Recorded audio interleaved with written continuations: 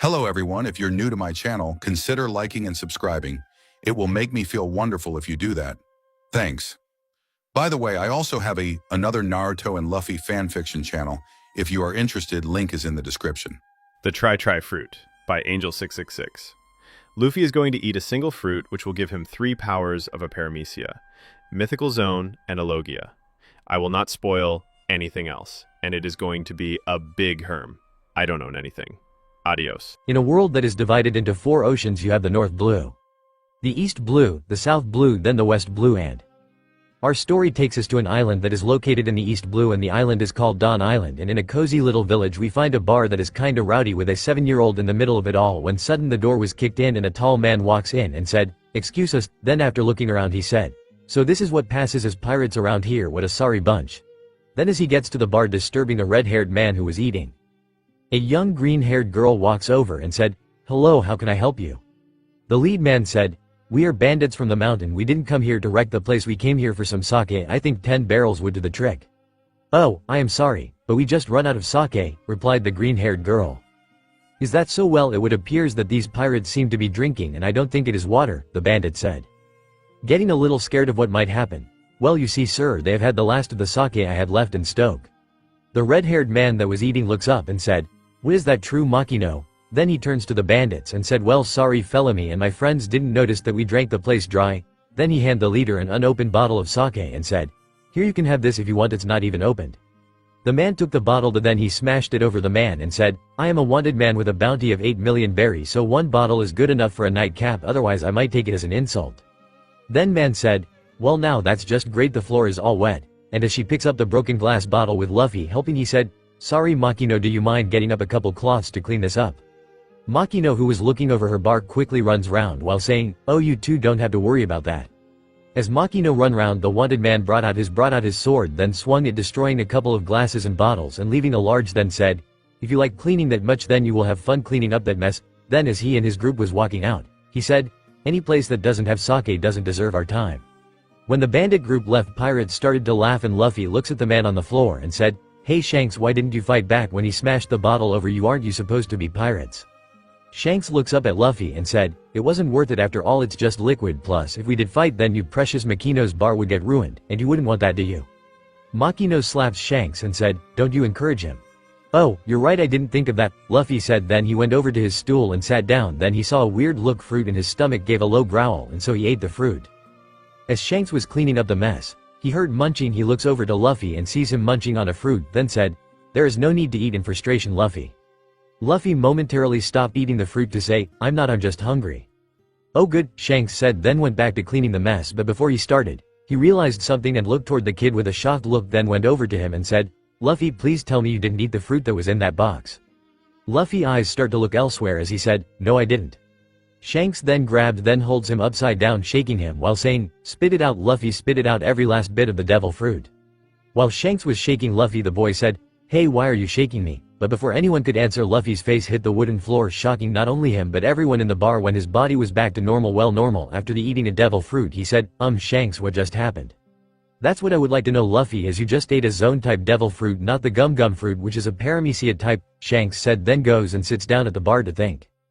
While Shanks was thinking of what was happening, a blonde guy who was wearing a bandana with Usopp walks over and said, "Hey Captain, we all know there is a myth about 4 fruits and 3 of them have the same name." Upon hearing that, Shanks realized that the 4 mythical fruit was the only possibility, said, "You're right Usopp, but they was thought to be a myth, even more so than the mythical zone type, or a lot of people thought they didn't exist." Makino walks over and said, What's so bad about these devil fruits?" Shanks looks at Makino and said, "Well, to simple put, a devil fruit is a fruit that will give its eater powers, but it comes at a price, as they will never be able to swim ever again, and you can only eat one." Makino's hands went up to her mouth as she gasps, then after a few moments said, "What was Usopp talking about?" "Well, you see, there is a rumor that has been going on for a long time now, saying that there are 4 fruits out and 3 of them hold 2 of the 3 types," Shanks said. Makino, not knowing much about devil fruits, said, "What do you mean by types?" Shanks was confused with Makino's question but quickly realized that she might not know anything about the DF, said, "You see, there are 3 types to the fruits. The first is the paramecia type, which affects your body slightly, like turning you into a rubber after eating the gum fruit. Then you have the zone, which turns you into an animal man, and the last one is the logia type, and that turns you into an elemental man." When Shanks had finished, Makino understood what he meant and said, Now I get it, so 3 of his duo fruit, 1 fruit will give the eater a paramecia type and a logia type, another one will give the eater a paramecia type and a zone type, last one will give the eater a logia type and a zone type. That's right Makino, and that's the name of the 3 fruits, as their powers can vary from person to person, so I am sure you can guess what the last one is and can do, Shanks said. Yes, give the eater all 3 types, so which one did he eat, one of the duos or the tri-fruit, Makino said. Before Shanks could answer, Luffy shouted, cool, so you mean to say is that I have 2 or 3 powers? Yes, Luffy you might, Shanks said, then turned to Makino and said, sorry but I can't tell you, as I said we thought it was just a planned zone type, but now he could have eaten any one of the 4. I see, thanks Shanks, Makino said. When it sank in that he might have multiple powers, Luffy said, cool, and once I am strong enough, I am going to ask Makino to be one of my brides, and this set everyone laughing. After a couple of minutes, the laughter died down. Shanks turned to Luffy and said, hey Luffy, can you answer something for me? Luffy looks at the pirate and said, sure, why is it when you ask Makino to marry you, why does it sound like you're going to marry multiple women? Luffy thought for about a minute or so, then said, I don't know why, it just feels right when I say it like that. Chuckling a little, Makino said, don't worry about it Shanks, he has always sounded like that, even said I will be the first he marries, and he never understood it then ever. So, Makino, what do you plan to do? Shanks asked. Well, I made him a deal saying that if he still want Tone to be the first he marries when he is older, then I will, Makino said. And what if he plans to travel, like becoming a pirate or a marine? Shanks said. Then I will join him and become a part of his crew, Makino said. Then they went on with their day. When Luffy went to the bar the next day, he found it a mess and there was no sign of Makino, and went to look for her. After looking for a half an hour, he found a couple of bandits that came into the bar yesterday, and one said with a nasty look on his face, do you think the boss will let us have some fun with that green-haired girl from that bar we raided? Well, I certainly HTY, said another, and then laughed, completely unaware they're being followed by a 7-year-old. After a while they went to the port and Luffy saw the bandits had a lot of boxes and was moving them onto a ship, and so Luffy went to look for Makino. After not finding her on the docks, he managed to sneak onto the ship, and after looking for a while the boat has left the port and was quite far when he found Makino and she in a brig, and what he saw made him mad, as most of Makino's clothing was torn and it was that bad that he could see her bra and panties, and he was about to call her when the bandit leader came over and talked to her. Have you calmed down yet? Makino gave him a look that would make a normal man piss themselves and said, what do you think, you kidnapped me, tore my clothing and throw me in here so I can be what to you? The man gains a nasty look, bent ass over and said, I am sure you can think of what we have planned for you, and Makino gains a look of horror, and then man said, now that a nice look before we start now, I am wondering what will be your expression will be when we break you, and Makino gains a terrified look. When Luffy saw the look on Makino's face, he began to growl, which alerted everyone there, and they Luffy on all fours, gaining blue fur and 9 tails. When the transformation was complete, he was a 9-tailed fox with a white mane and around his paws, and at the tips of each tail was on fire, and he had a yin-yang symbol on him. Look at cover image just without the ribbon. Then the man said, well now at the cleaning brat from yesterday, why are you here, come to forfeit your life? But all he got in response was a threatening growl, and the man turned to his men said, well what are you waiting for, go get that brat. Makino quickly shouted, run Luffy, don't worry about me, just get out of here. Luffy didn't hear Makino didn't, but what he did do was lower his head and his 9 tails went straight. Then the flames grew bigger, and he shot fireballs at the bandits, causing them to be set on fire, and they all run out to get water, and by doing that they set the boat on fire that was hot to all but him and Makino, and he calmed down a bit, well just enough to think rashly. The head bandit said, fuck this shit.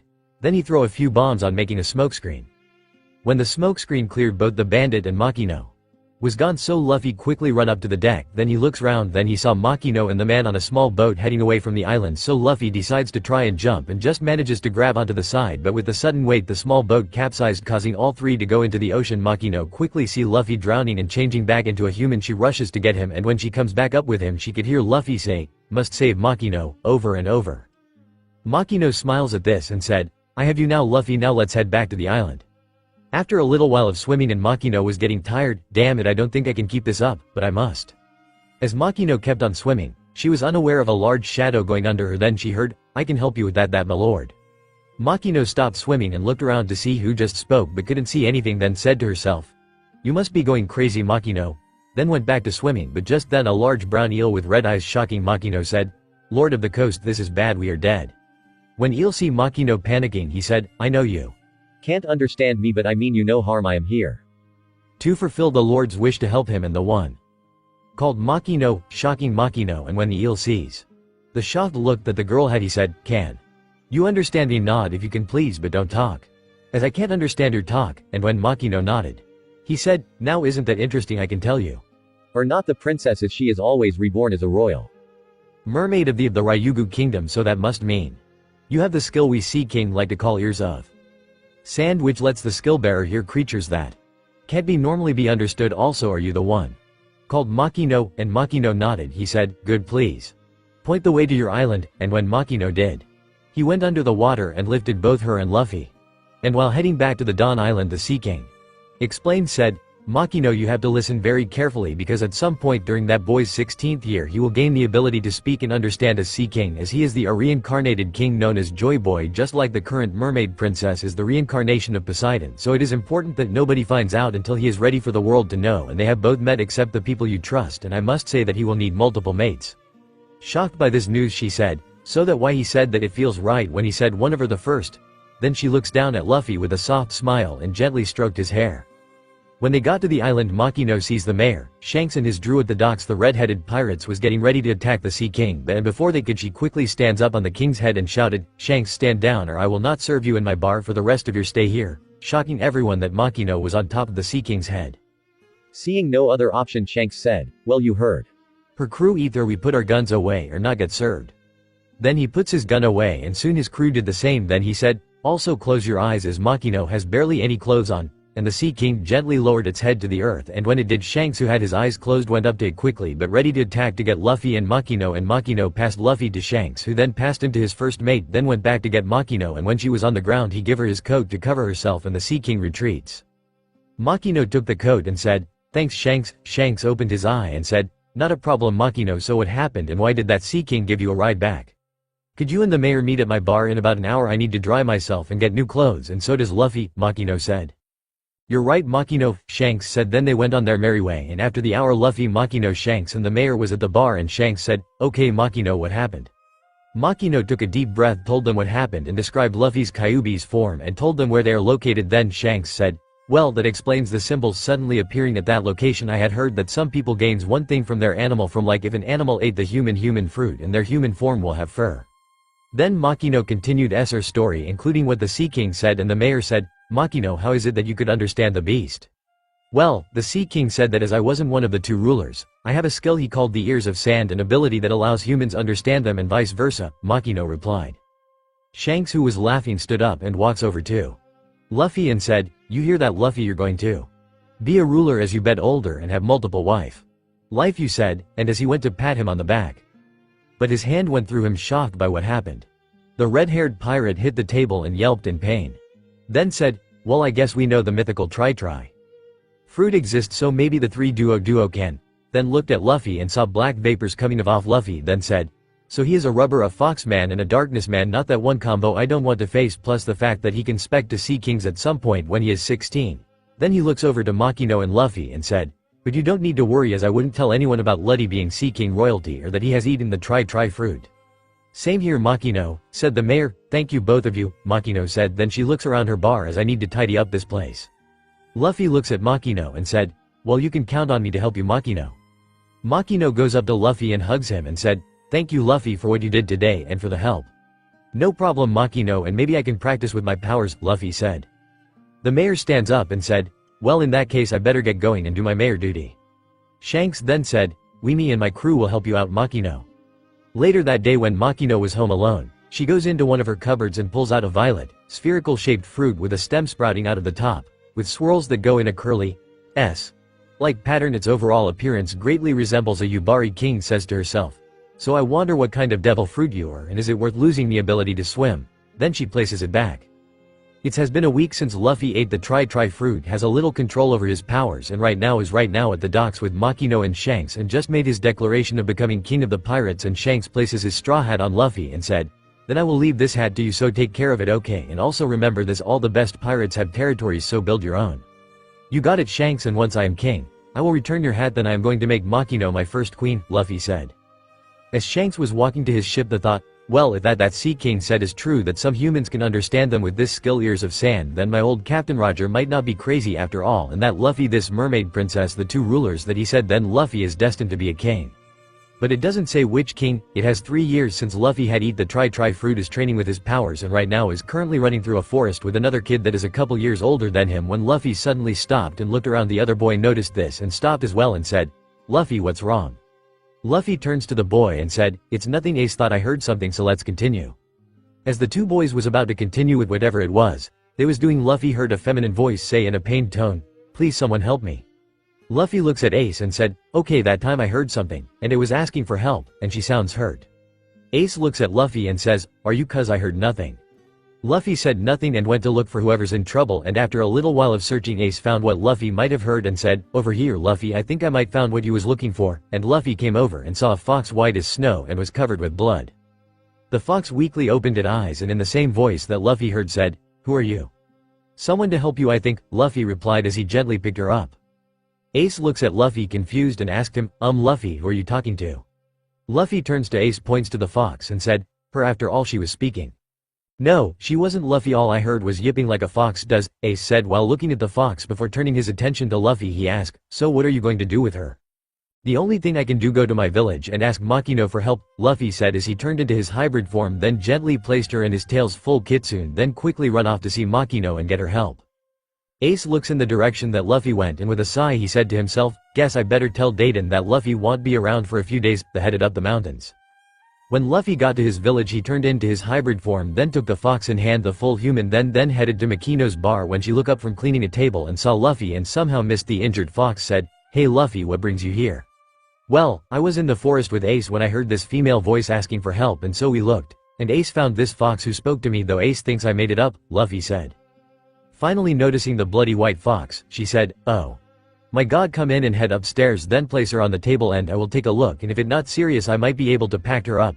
And Luffy did as Makino asked while she got a bowl of water and a cloth once. Then Luffy went to the sofa while Makino cleaned and looked the fox over, then sighed in relief, then said, well Luffy, these wounds aren't too serious, so I can patch her up.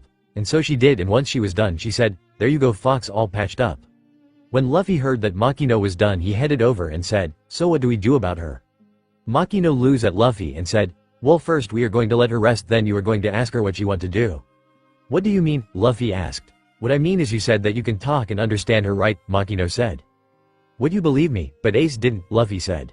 Well, I see no reason you to lie to me about this, and then there's your devil fruit, as Shanks said that not much is known about, then so who to say that zone types can't speak and understand their animal types, Makino said. What does that mean? Luffy asked, all confused. What I mean Luffy is if someone ate a bird type then they might understand bird, Makino said, then point to the fox that is on the table and said, or in your case foxes. So, what you mean is that the reason I could understand is because of my zone power as it's a fox, Luffy asked. That's exactly what I'm saying, Luffy, Makino said. Then she went and got some food and water for the fox, then went to finish closing the bar. After an hour then Fox came to look around and saw two bowls, one of water and the other had food, and then continued to look around and was the boy that saved her asleep. So she gets up and has a drink, and as she gets up, she is drinking, she heard, oh you're awake. Not expecting this caused the fox to jump and looks to where the voice came from to see the boy awake, and she said, where am I? You are at someone I care very much about, and she took care of you, Luffy replied. The fox was shocked by the reply, said, wait, you can understand me. To tell you I am not quite sure about that either, but Makino, the girl that took care of you when I brought you here, said that it might because of the zone of my devil fruit and zone power in general that you can understand that type of animal, as I a foxman I can understand all foxes, Luffy replied. Really? Said the fox, and when Luffy nodded she asked, mind if I see you fox form?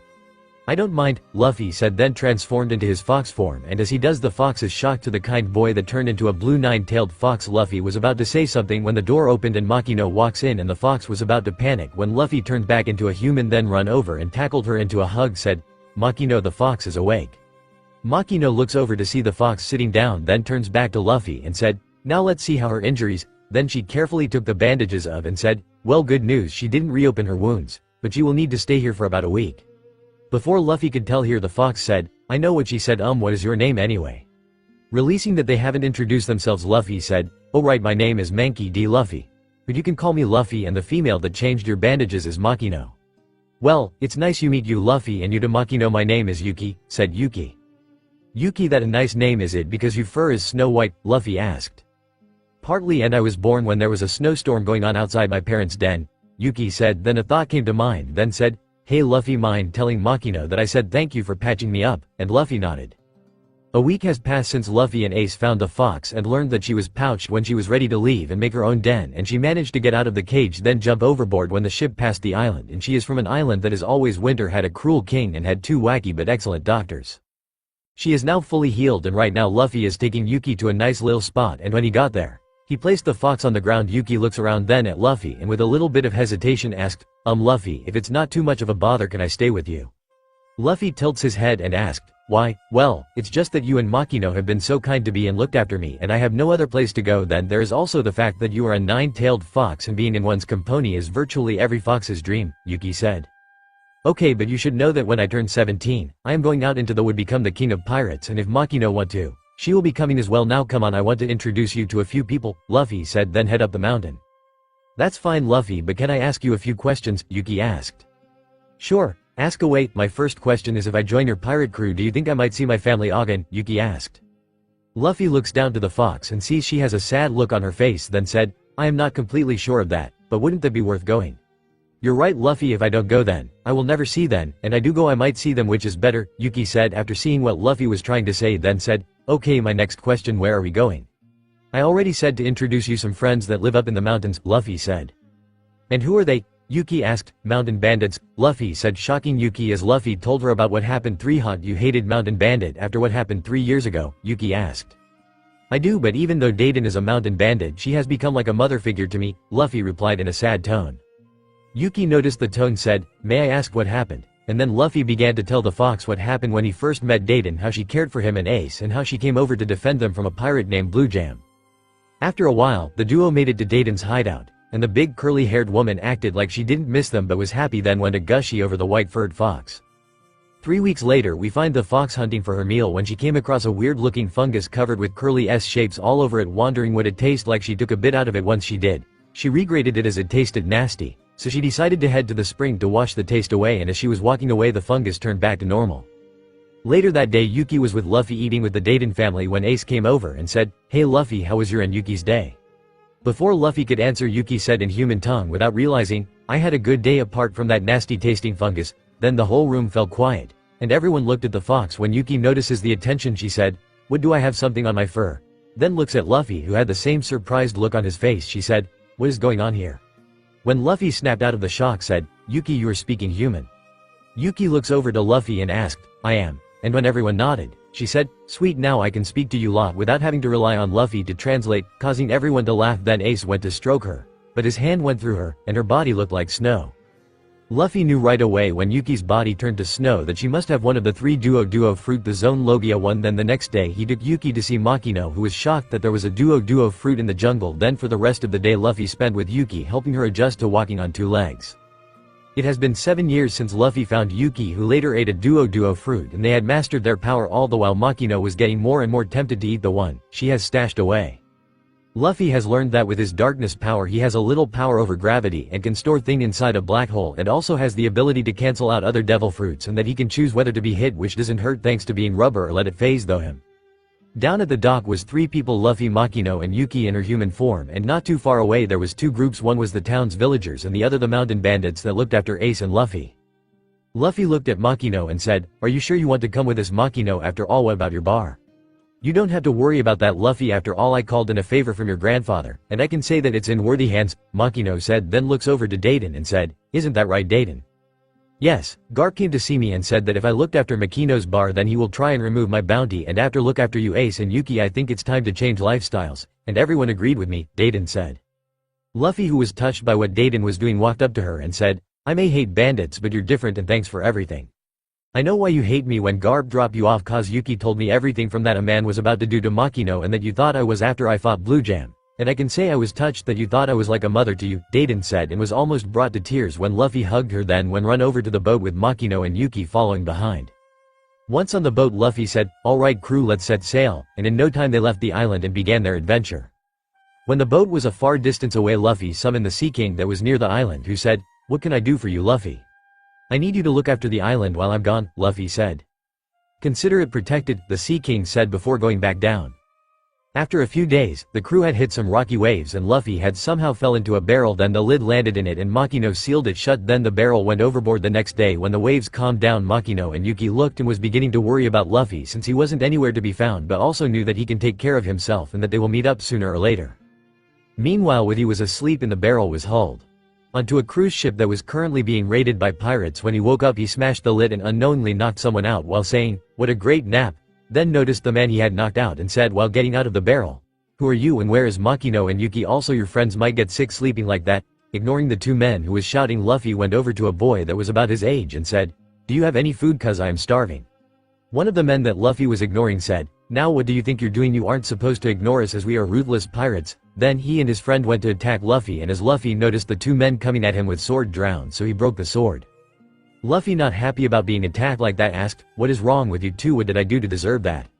One of the men said, "Just who in the world are you?" Luffy simply said, "I am Monkey D. Luffy." Then the two men grabbed their passed out friend and run out the kitchen like a bat out of hell. The boy that was on his hand and knees then began to panic. They said, "Quick, you have to run. The two that run will came back here but with some of their buddies and they will kill you." Luffy looks at the teen and said, "Well, they can try, I'm not worried, but my two girl mates might be as I am not on the boat." Then he shrugged and said, "Oh well, I'm sure I will find them sooner or later." This caused the boy to panic even more and said, "What do you mean you're not worried about them? There are at least 100 of them on this ship waiting for an opportunity to kill anything."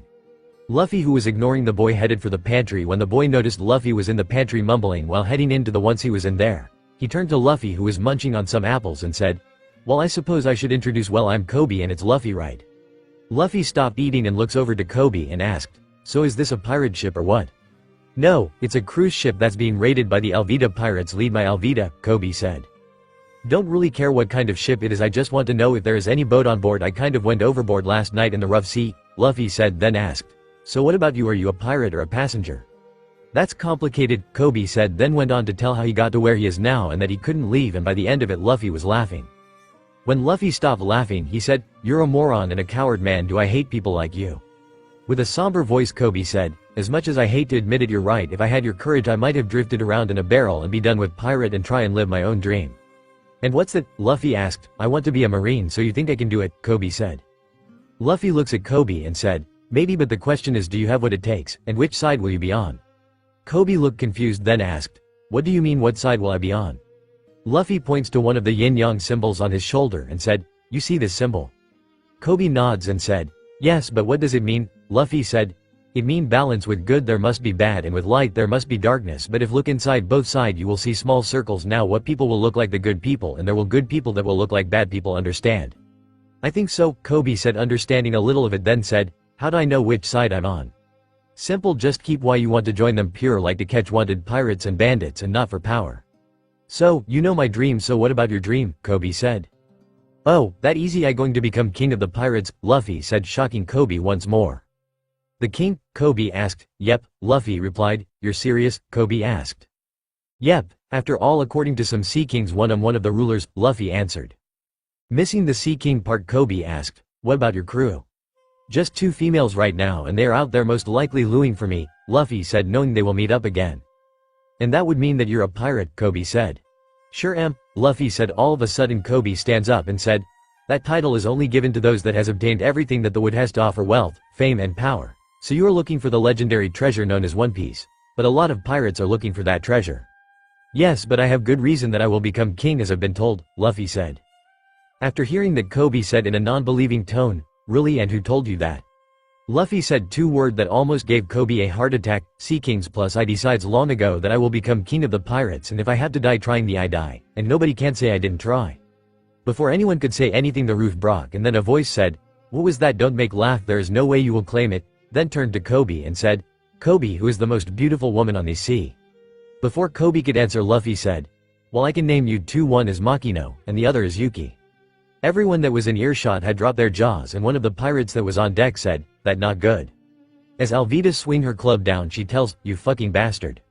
Luffy jumps out of the way, grabs Koby, then jumps onto the deck after making quick work of the pirate on the deck, which ended shocking everyone when Luffy run past a mast, then grab it stretching his arm, then he said, "Gum gum rocket." Then he goes flying back, knocking everyone over. Alvida walks up and said, "You have eaten the devil fruit." Luffy stood tall and said with pride, "Sure did, not telling you which one though." "Huh, and here I thought there was a legend of them, but you are the first person I have seen that has them," Alvida said, then goes on to say, "I must say you have some skill, more so than the average deck swabber, so I have so ask." "Go on," Luffy said. "Are you a bounty hunter?" Alvida asked. "Nope, a pirate," Luffy replied. "A pirate won these waters, so what about your crew?" Alvida asked. "Well, at the moment there is only 3 of us, but hey, just started out," Luffy said in a nonchalant way. So, boy, you and I are both pirates and not under the same flag, doesn't that make us enemies? Alvida asked. Koby, who is by Luffy, whispers before Luffy could answer, hey Luffy, let's get out of here. Luffy, who is looking at Alvida, said, I don't know, does it? Then he turns to Koby and said, why do we have to? Koby begins try and persuade Luffy to run but was cut off as he remembered what Luffy told him about his dream, then looks at Alvida and said, you are the most ugliest this in the world and I am going to leave and join the Marines, and when I am able to I will be hunting pirate you your ugly ass down.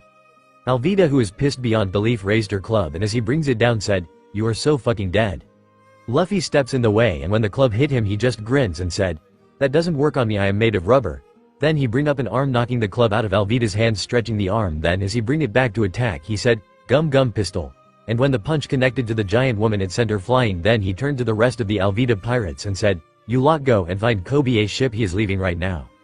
Scared of what Luffy will do, they said, yes sir, then scampered away to find a boat, then all of a sudden cannonballs starting to rain down as marine ships showed up, but Koby didn't want to go as they might mistake him as a pirate.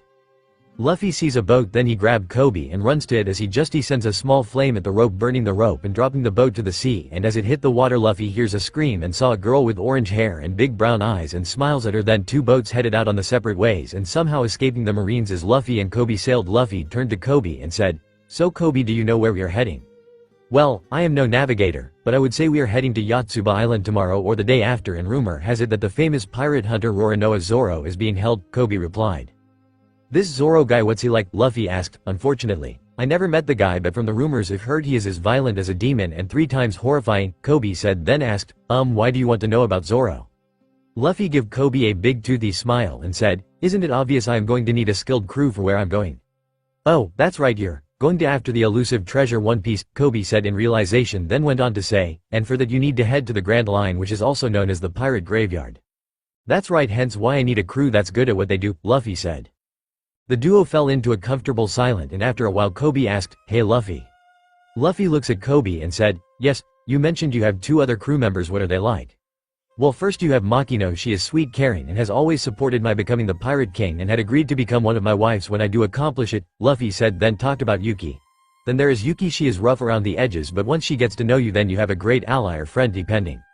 Wait, you said one of your wives, don't you mean become your wife? Koby said. No, even as a kid I have always said one of, like I am going to have more than one lover, and a Sea King told Makino that I am a reincarnation of a sea ruler known as Joy Boy and that I am to have multiple mates, Luffy said.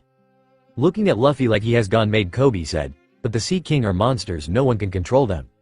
That's not entirely true because there are only 2 people that can, one is a mermaid princess who is the reincarnation of Neptune and the other one is the reincarnation to Joy Boy, but a small number of people can understand them cause they have something that the Sea Kings call the Ears of Sand and Makino has this gift, Luffy said. That sound like a good story on how she found out she has that gift, Koby said, then asked, mind if I hear it?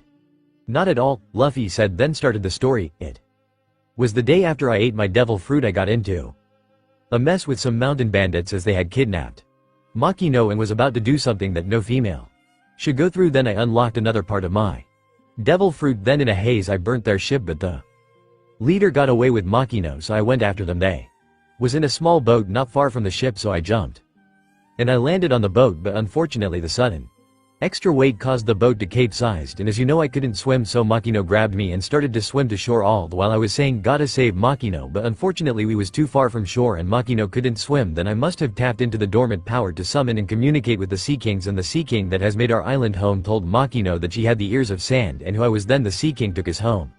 Wow, that's some story, Luffy, Koby said, then began to chat about all kinds of stuff, and when it got late, they went to sleep.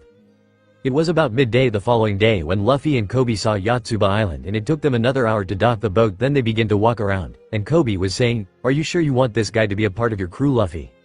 Haven't really decided that much yet, after all I haven't really met the guy yet and I need to know what kind of guy Zoro is, Luffy replied, but also caused all the residents in the area to freak out upon hearing Zoro's name. Looking around at the residents, Koby pulls Luffy close and whispers, it might be a good idea if we don't mention Zoro. Not really caring, Luffy said, yeah whatever, then starts to walk towards the marine base and said, well let's head to the base and get you signed up, after all you want to be a marine, don't you?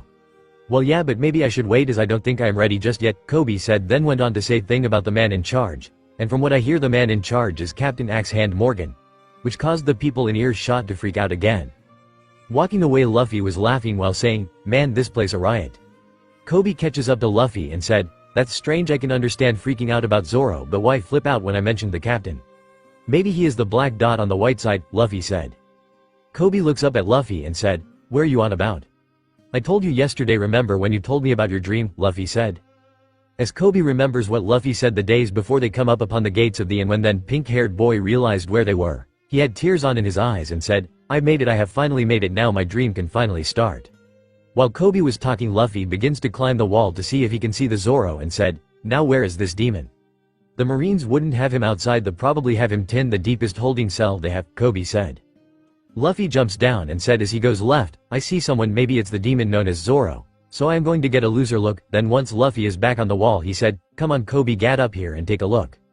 ASL Koby climbs the wall. He said, "I am telling you Luffy, there is no way that it—" Then he stops dead in his tracks as he sees a bloke wearing really dark green trousers and a bandana, a white shirt and a green haramaki, then said, "I can't believe it, it's really him, it's Roronoa Zoro." "So that's Zoro," Luffy said to himself, then turned to Koby and asked, "He could just walk away if we untie the ropes." "Are you nuts? There is no way what a bandit like him would do if we did that. He might kill us," Koby shouted, then realized who he was talking to, then said to himself, "Oh yeah, he is. You worried too much, I can protect us," Luffy said. "Yep, he is nut. I feel sorry for Makino and Yuki and all his future lovers as they had to deal with him," Koby think to himself, and unaware of what he just thought caused quite a few girls around the world to sneeze. Upon hearing some commotion, Zoro looked up to see Luffy and Koby, then said, "Hey you two," causing Koby to panic. Then Zoro said, "You're an eyesore, fuck off." Koby panicked, then goes over to Luffy and said, "Luffy, there is absolutely survive if you have people like him on your crew." Then a wooden ladder was put up right where he was, causing Koby to look over and sees a little girl about 6 or 7 years of age coming up the ladder. As she looks at the two teens, she dies the shushing motion, then looks around, then lowers some rope and climbs down, then runs over to Zoro. When Koby sees this, he says to Luffy, "We have to do something Luffy, cause if we don't then she will be killed, but the Marines are by the demon himself." When the girl got to Zoro, the then late teen said, "What do you want?" "Thought you might be getting a bit hungry, do I made you some onigiri," the girl replied. "Beat it kid unless you have a death wish," Zoro said. "But you haven't really had anything to eat since you got tied up," the girl as she opens the warping then offers them to Zoro with a, "Here, I think they turned out fine as I never really made them before." Zoro was a little surprised by what the then said, "Listen here kid, I'm not hungry, so get lost as you're annoying me." But, the little girl said, "I might not like to kick a kid's asses, but I will if I have to." "Little girl," Zoro said. Unaware to the teen and kid, the gate opened up and 3 people walk in, 2 of which was Marines and the last was a boy that looked like he was a year or 2 older than Zoro, and he said, Now no one like a bully," and when he got closer said, "Roronoa Zoro, you seem like you are handing this loke it's a piece of pie." "It is," Zoro replied. Back with Koby and Luffy, the latter said, "Hey, look at that weird guy, who do you think he is?" Koby said, "I don't know who he is, but he must be with the Marines. Now we know the girl is safe." As Luffy got a good look at the guy, he knew what type of guy he was and said, "I wouldn't be so sure about that Koby." "What do you mean?" Koby asked, looking at the Straw Hat Pirate. "Just watch," was all Luffy said. Back with Zoro and Ko, the guy said, "Looky here, I spy some tasty looking onigiri," then he snatches one. "Hey, that's not for you," the girl said as the guy took a bite out of the onigiri. When the guy took the bite, he spits it out and said, "That way too sweet, you are meant to use salt not sugar, what kind of idiot are you?" "But I thought it might taste better if they were sweet," the girl said. But the guy didn't listen and said, "Give me that," then whacks the other onigiri on the ground and stomps one it. "Hey, what are you doing? Stop," the girl said, trying to get the blonde-haired man to stop. Back with Luffy and Koby, the latter said, "Is this what you mean Luffy? That's just awful. I know, and if Makino was here, she would be over there ready to give the guy a slap across the face, one for what he just did to the onigiri and another for trying to make the girl cry," Luffy said. Back with the girl, when the guy stopped, the girl said with tears in her eyes, "But I worked so hard to make those." "Well, that's too bad," the guy said. The goes to pull something out while saying, "I guess you haven't read the notice that's been posted." Then he reads the post, "Anyone caught assisting a criminal shall be executed," and it is signed by Captain Morgan. Causing the girl to freeze in fear, the guy saw this and said with a little chuckle, "So even little brats fear my daddy." When the 2 teens hear this, Koby says, "So his father must be Marine Captain Morgan." The guy pointed to the Marine that was on his left side and said, "You toss the brat right this minute." But Marine was a bit hesitant, but the guy went up to the Marine and said, "I gave you an order, so throw her over the wall right now or I will go and tell my father." The Marine said in a panicked tone, "Yes sir, right away sir." Then goes over to the girl and said, "I am sorry little girl, but I must do as ordered, so here is some advice, cruel up into a ball." Then picks her up, then throws her over the wall the same way she got in and over Luffy and Koby. As the girl screams, she tries to get into a ball but the how she was thrown made it difficult to do, but luckily Luffy jumped after her and grabs her, then said, "Don't worry girl, I've got you, but here's the plan. I am going to put you on my back and I want you to put your arm around my neck and keep them there." The girl quickly nodded, then Luffy puts her in his back and turned into his fox form and landed on all fours, then lays down to lets the girl climb off. The girl turns to face Luffy and said, "Thanks mister, but how did you turn into a big fox?" Before Luffy could answer, Koby came over and said, "Hey, are you two both okay?" Then goes over to the girl and examine her to make sure she was okay. Luffy turns back into a human and said, "Koby, take her home, I still want to speak to Zoro." Meanwhile back with Zoro, the blonde guy was laughing and said, "You are dead set on making it, thought aren't you?" "That's right little man, I plan to make it though the month without trouble," Zoro said. "Right, good luck with that," the guy said as he walks away while laughing. "I don't need luck as I have 10 days left," Zoro said. "That's assuming you make though these 10 days, the guy said. When the guy was gone, Zoro notices he was alone, looks over and see Luffy, then said, "What are you still doing here?" Luffy walks over and said, "So you're Zoro, you don't look all that impressive, but I know that looks can be deceiving, but here is what I do know, if I was in your position I would have starved after 3 days. Yeah, well I have more spirit than you and that is how I am going to make it though this ordeal," Zoro said with a smirk, then said, "This I swear." "Well when it comes to meals a lot of people have that over me," Luffy said, turns to walks out while saying, "Well I will come back, we can have a chat, I want to see if the girl is okay." As Luffy was walking away, Zoro said, "Wait, do you mind giving that to me?" Then uses his head to try and points to the smashed up onigiri.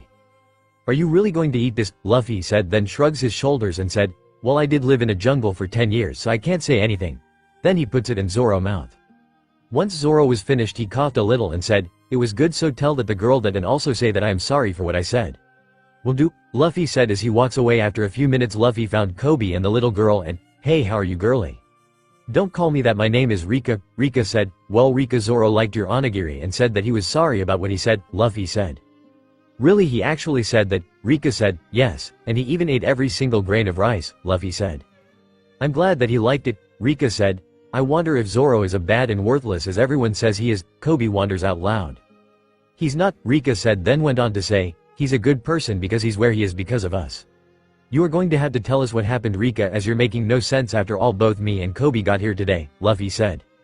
"Sorry, it's that Dumby known as Helmeppo, the guy that gave the order to have me thrown over the wall and is the son of Morgan," Rika said, then began to tell them 20 days ago Helmeppo was out walking his wolf when it burst into my mother's restaurant and terrorized our customers. So I tried to get it to go away, but when it went for me, Zoro'd throw a chair at it." Both Zoro and Helmeppo said a few things all the while eating his meal. When Helmeppo tried to attack Zoro, Helmeppo threatened me and my mother, then made a deal saying that if Zoro survives 1 month then Helmeppo will let the Zoro go as well as the me and my mother, and it's been 3 weeks since then and he is being unfair as he keeps on kicking and punching him while he is tied up and I have no idea on how to help him.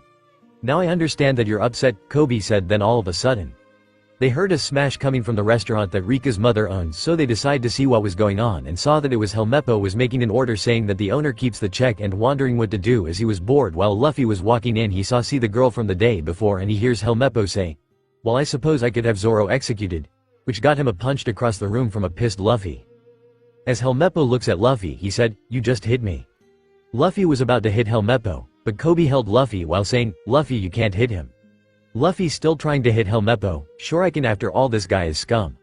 "You would cutely hit me," Helmeppo said shocked. "Yeah, and I will do as soon as Koby lets go," Luffy said. "First I'm the Marine Captain Morgan's son, just so you know," Helmeppo said. "And I don't give a fucking damn," Luffy said, still trying to give a hit the guy. "You will care when he executes you for this," Helmeppo said. "Like he could and just be a man and fight and not be a sissy and hide behind your father," Luffy said. Luffy calmed down a little. "And why are you trying to get one the Marine's bad side?" Koby said as Helmeppo snack away. "You forget, Koby, I am a pirate and I have made my decision," Luffy said. Then from the doorway came a voice that Luffy knew all too well, and would that be Luffy? Luffy instantly calms down and look over to the door and see Makino and Yuki standing there, then said, "Our new crewmate." Makino give Luffy and pulls him his cheek even though it wouldn't affect him much and said, "We can leave you alone, can we?" "Not my fault, the asshole deserved the beatdown I was going to give him," Luffy said. Yuki walks up AEK and said, "Oh really, then tell us what he did." Koby said, "I take it you're Makino and Yuki." Yuki lets go of Luffy's cheek, turns to Koby and said, "Yes, we are, and who are you?" "I am Koby and Luffy helped me out yesterday and what happened is this," Koby said, then tells them what had happened. I swear you can't stay out of trouble, can you? But you do always do want to help those in need, don't you? And that's why we love you, Makino said. Then Makino and Yuki give Luffy a kiss. Then they make plans to help Zoro and try and persuade him to join Makino. Luffy and Yuki headed to the marine fort to free Zoro, and along the way Luffy turned to Makino and said, Makino, you know you don't have to come with us. Why is that? Makino asked. Well, simply put, I am worried cause you're not much of a fighter, Luffy said. Makino smiles and said, that's sweet of you, Luffy, but you need not to worry cause I ate a devil fruit yesterday, Makino said. Luffy was shocked to hear that Makino ate a devil fruit and said, but why did you do that knowing that you wouldn't be able to swim again?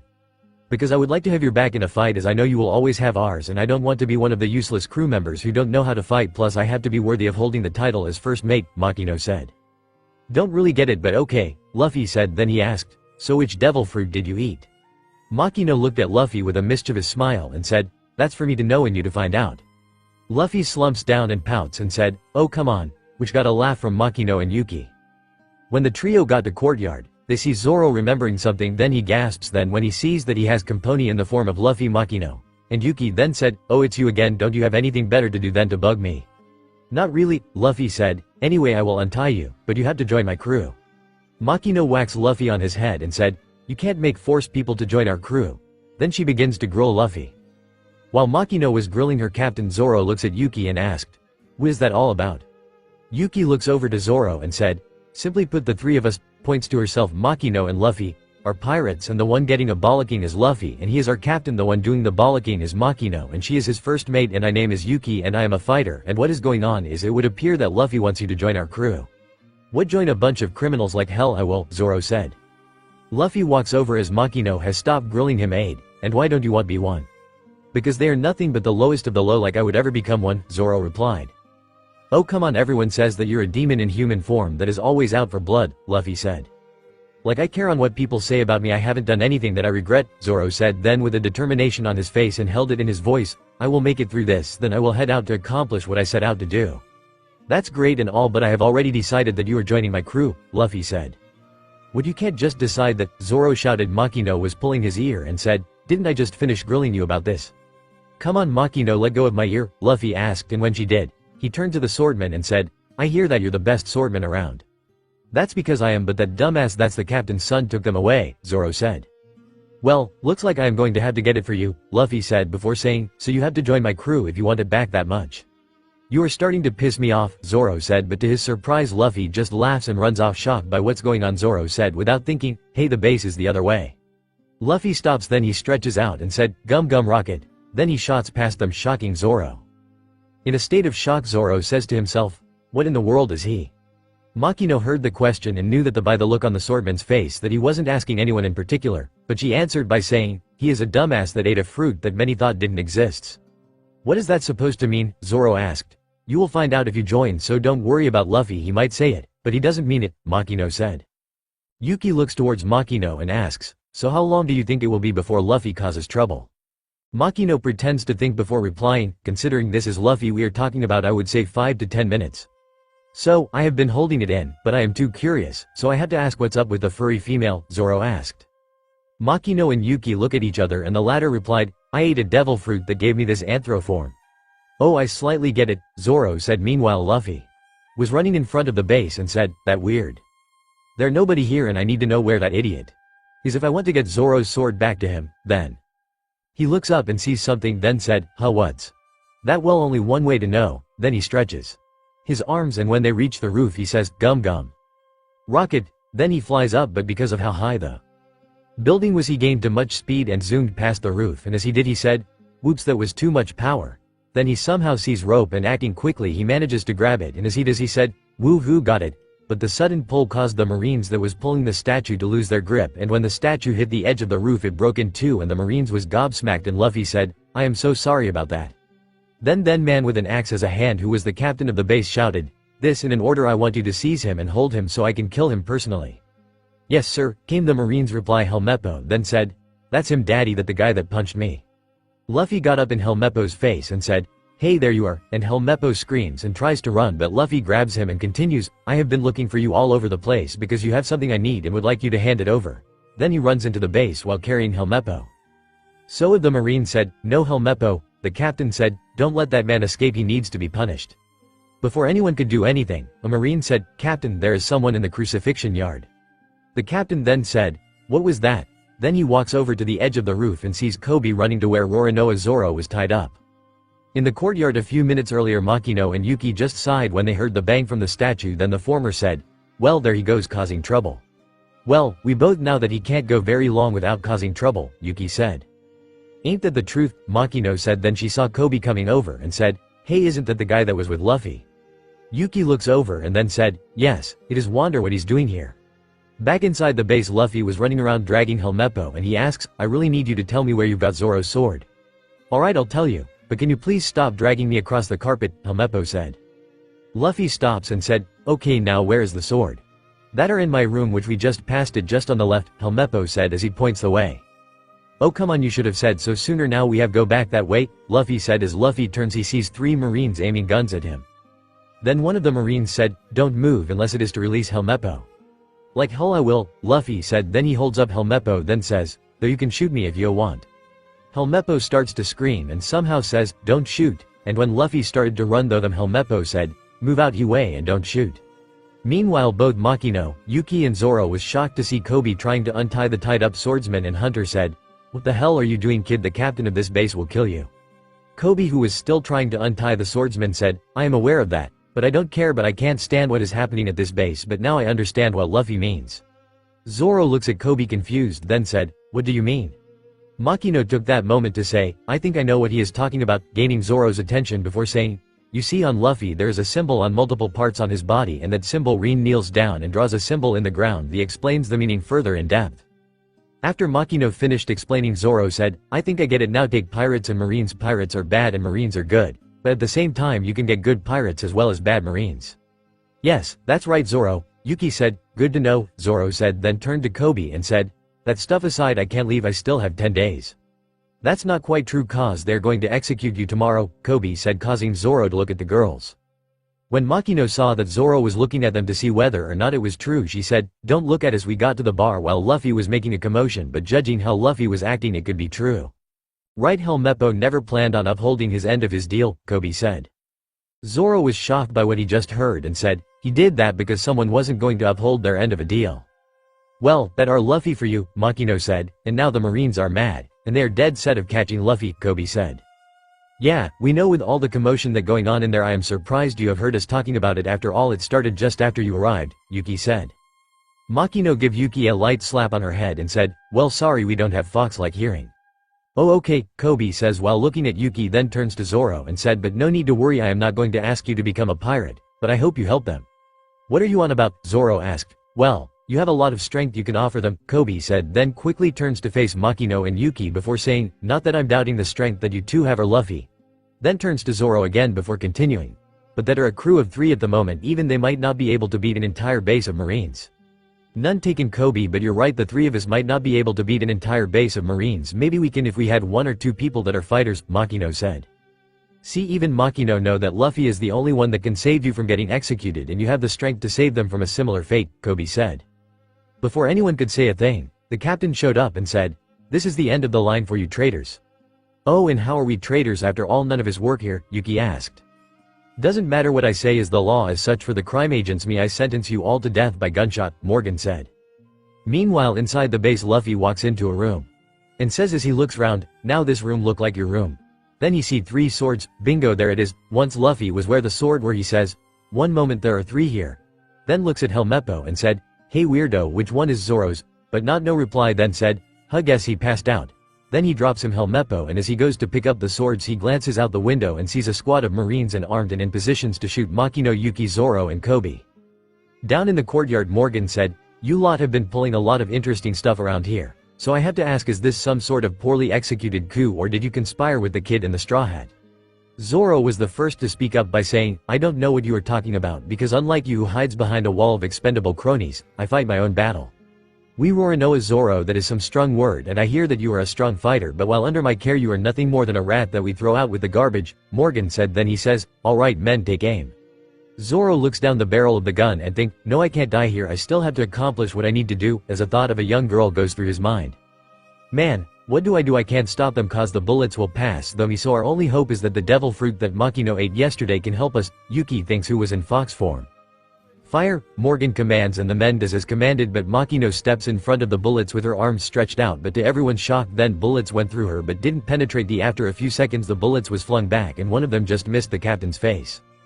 Luffy landed in front of Makino as if he was about to intercept something but also had a shocked look. Slowly turns to Makino and said, "So you ate the gum fruit? What the just who the hell are you people?" Zoro said. Luffy turns to Zoro and said, "I am Monkey D. Luffy, and I am going to be the king of the pirate. And this is my crew," and points to Makino and Yuki.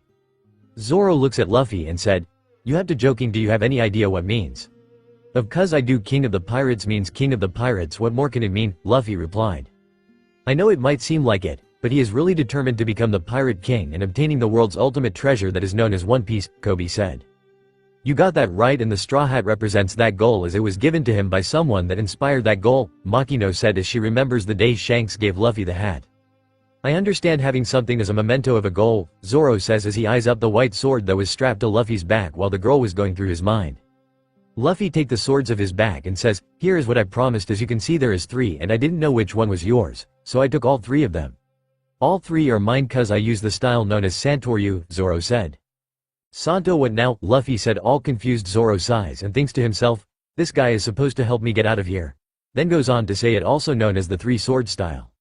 "Don't worry about it, Luffy, all you need to know is that Zoro need 3 swords for his style," Makino said to Luffy, who is still confused. "Okay, so what it going to be, Zoro? Are you going to fight with me, which will make you an enemy of the government, or you can get killed off execution style?" Zoro looks at Luffy and said, "What are you, the son of the devil? After all, if I don't choose your side then I am dead on these sticks." "Alright, you are joining my crew, this is one of the best thing ever," Luffy said. All exited, causing Makino and Yuki to giggle a little at how excitable Luffy can get. "Alright already, now get these ropes of me already," Zoro yelled, trying to get Luffy's attention. Then the pirate captain gave Koby the sword, starts to untie the swordman. Meanwhile Morgan had just finished talking the devil's fruits. He said, "Alright, if shooting them don't work then we chop them." Then the marines draws their swords and charges. As the marine was charging, Makino says as she take one of Zoro's swords from Koby, "Move out the way, Luffy, we don't have time for this," then slices the ropes. With blinding speed Zoro has all 3 swords and blocked the marines and then says to the marines, "You move you die." Then looks at Luffy and says, "Now that I have fought the marines I am now a criminal, so I might as well become a pirate, but you should know this, that while I am with you the only thing I will dedicate is to get stronger so I can achieve what I want to achieve." "And what do you want to achieve?" Luffy asked. "To become the best swordsman the world has ever known," Zoro replied. "Sounds good to me. After all, the king of the pirates wouldn't expect anything but the best," Luffy said. "So, if I have to give that up then you must accept responsibility for it and have to apologize for it, you got that?" Zoro said. "Yeah, I got it," Luffy replied. "Good, so from this point on whether I am a criminal or not I will spread the man Zoro around the world," Zoro said. "Not like that." The main line wasn't moving. The captain shouted, "What the hell are you lot doing standing there frozen?" and after I gave the order to kill all 5 of them, causing the marine to jump in fright. "Not like how this man was treating his men now of this asshole, so I am going to use one of your moves, okay Luffy?" Not really caring whether or not Makino uses his moves or not, Luffy said, "Fine by me." "Thanks, Luffy," Makino said, then turns to Zoro then said, "Zoro, it would be a good idea to duck." Then she bring up her right leg and said as she does a roundhouse kick and stretches, gum whip, and kicks all the marines back. "Okay, mind telling me what you are?" Zoro asked as he was getting up. Makino, who was flexing her leg, and says, "We are just 3 people that ate a devil fruit." "What a devil fruit?" Zoro asked. "Looks like she does have a devil fruit powers, and judging by what just happened I would say that she is a rubber person," Morgan said. "Captain, we don't stand a chance against them because we couldn't beat Zoro, and we know he doesn't have any powers and we have no idea what the Straw Hat is capable of," a marine said, and many other agreed. Morgan, who was mad, said, "This a direct order, everyone that just showed cowardice I want you to pull your gun and shot yourself. I will not have weaklings here." Luffy just started to run over, and Koby was saying, "Luffy, do us all of this island a favor and bring the marines crumbling down." Luffy goes to punch Morgan but hits his axe hand, and the captain said, "You pathetic low-ranking insects, how dare you challenge my superiority?" "Oh, and Marine Captain Axe Hand Morgan." Not impressed, Luffy said, "Nice to meet you, name Luffy, and I am going to kick your ass." The captain then swing his axe hand, and on the second or third he sings it down and make a small fissure. Then Luffy slams both of feet on Morgan's face, sending him flying, and before the captain could get up Luffy had grabbed him by his shirt and starts to punch him while say, "You call yourself a marine? But you just made my point to my friend." At some point though the interaction Helmeppo showed up with a gun and hold it to Koby's head says, "Hey Stu had stop," and see what have got, causing Luffy to stop, and when Helmeppo see that Luffy had stopped she said, "Now if you value your scrawny friend here then you wouldn't move an inch," which Luffy just gave a big smile. Koby, who is scared out of his mind, saw Luffy smile, which forces Koby to find his resolve to do anything to try and accomplish his dream. Says, "Luffy, listen to me, I don't want Yo to stop until you have beaten this base and turned it into a marine base that it should be, even if I have to die in the progress." "Okay, I can do that," Luffy said. That turns to Helmeppo and said, "You hear that your hostage is afraid I die for what he think is the right thing to do," then a gun with his hand and said, "Now you have to ask yourself, do I feel lucky, can I pull my trigger before he does?" As Luffy and Helmeppo was standing off, what no one noticed was Yuki was in her fox form and was sneaking behind Helmeppo. Then the late teen said, "Go on daddy, hurry up, you have the change to kill him," then was bitten by Yuki, dropping the gun.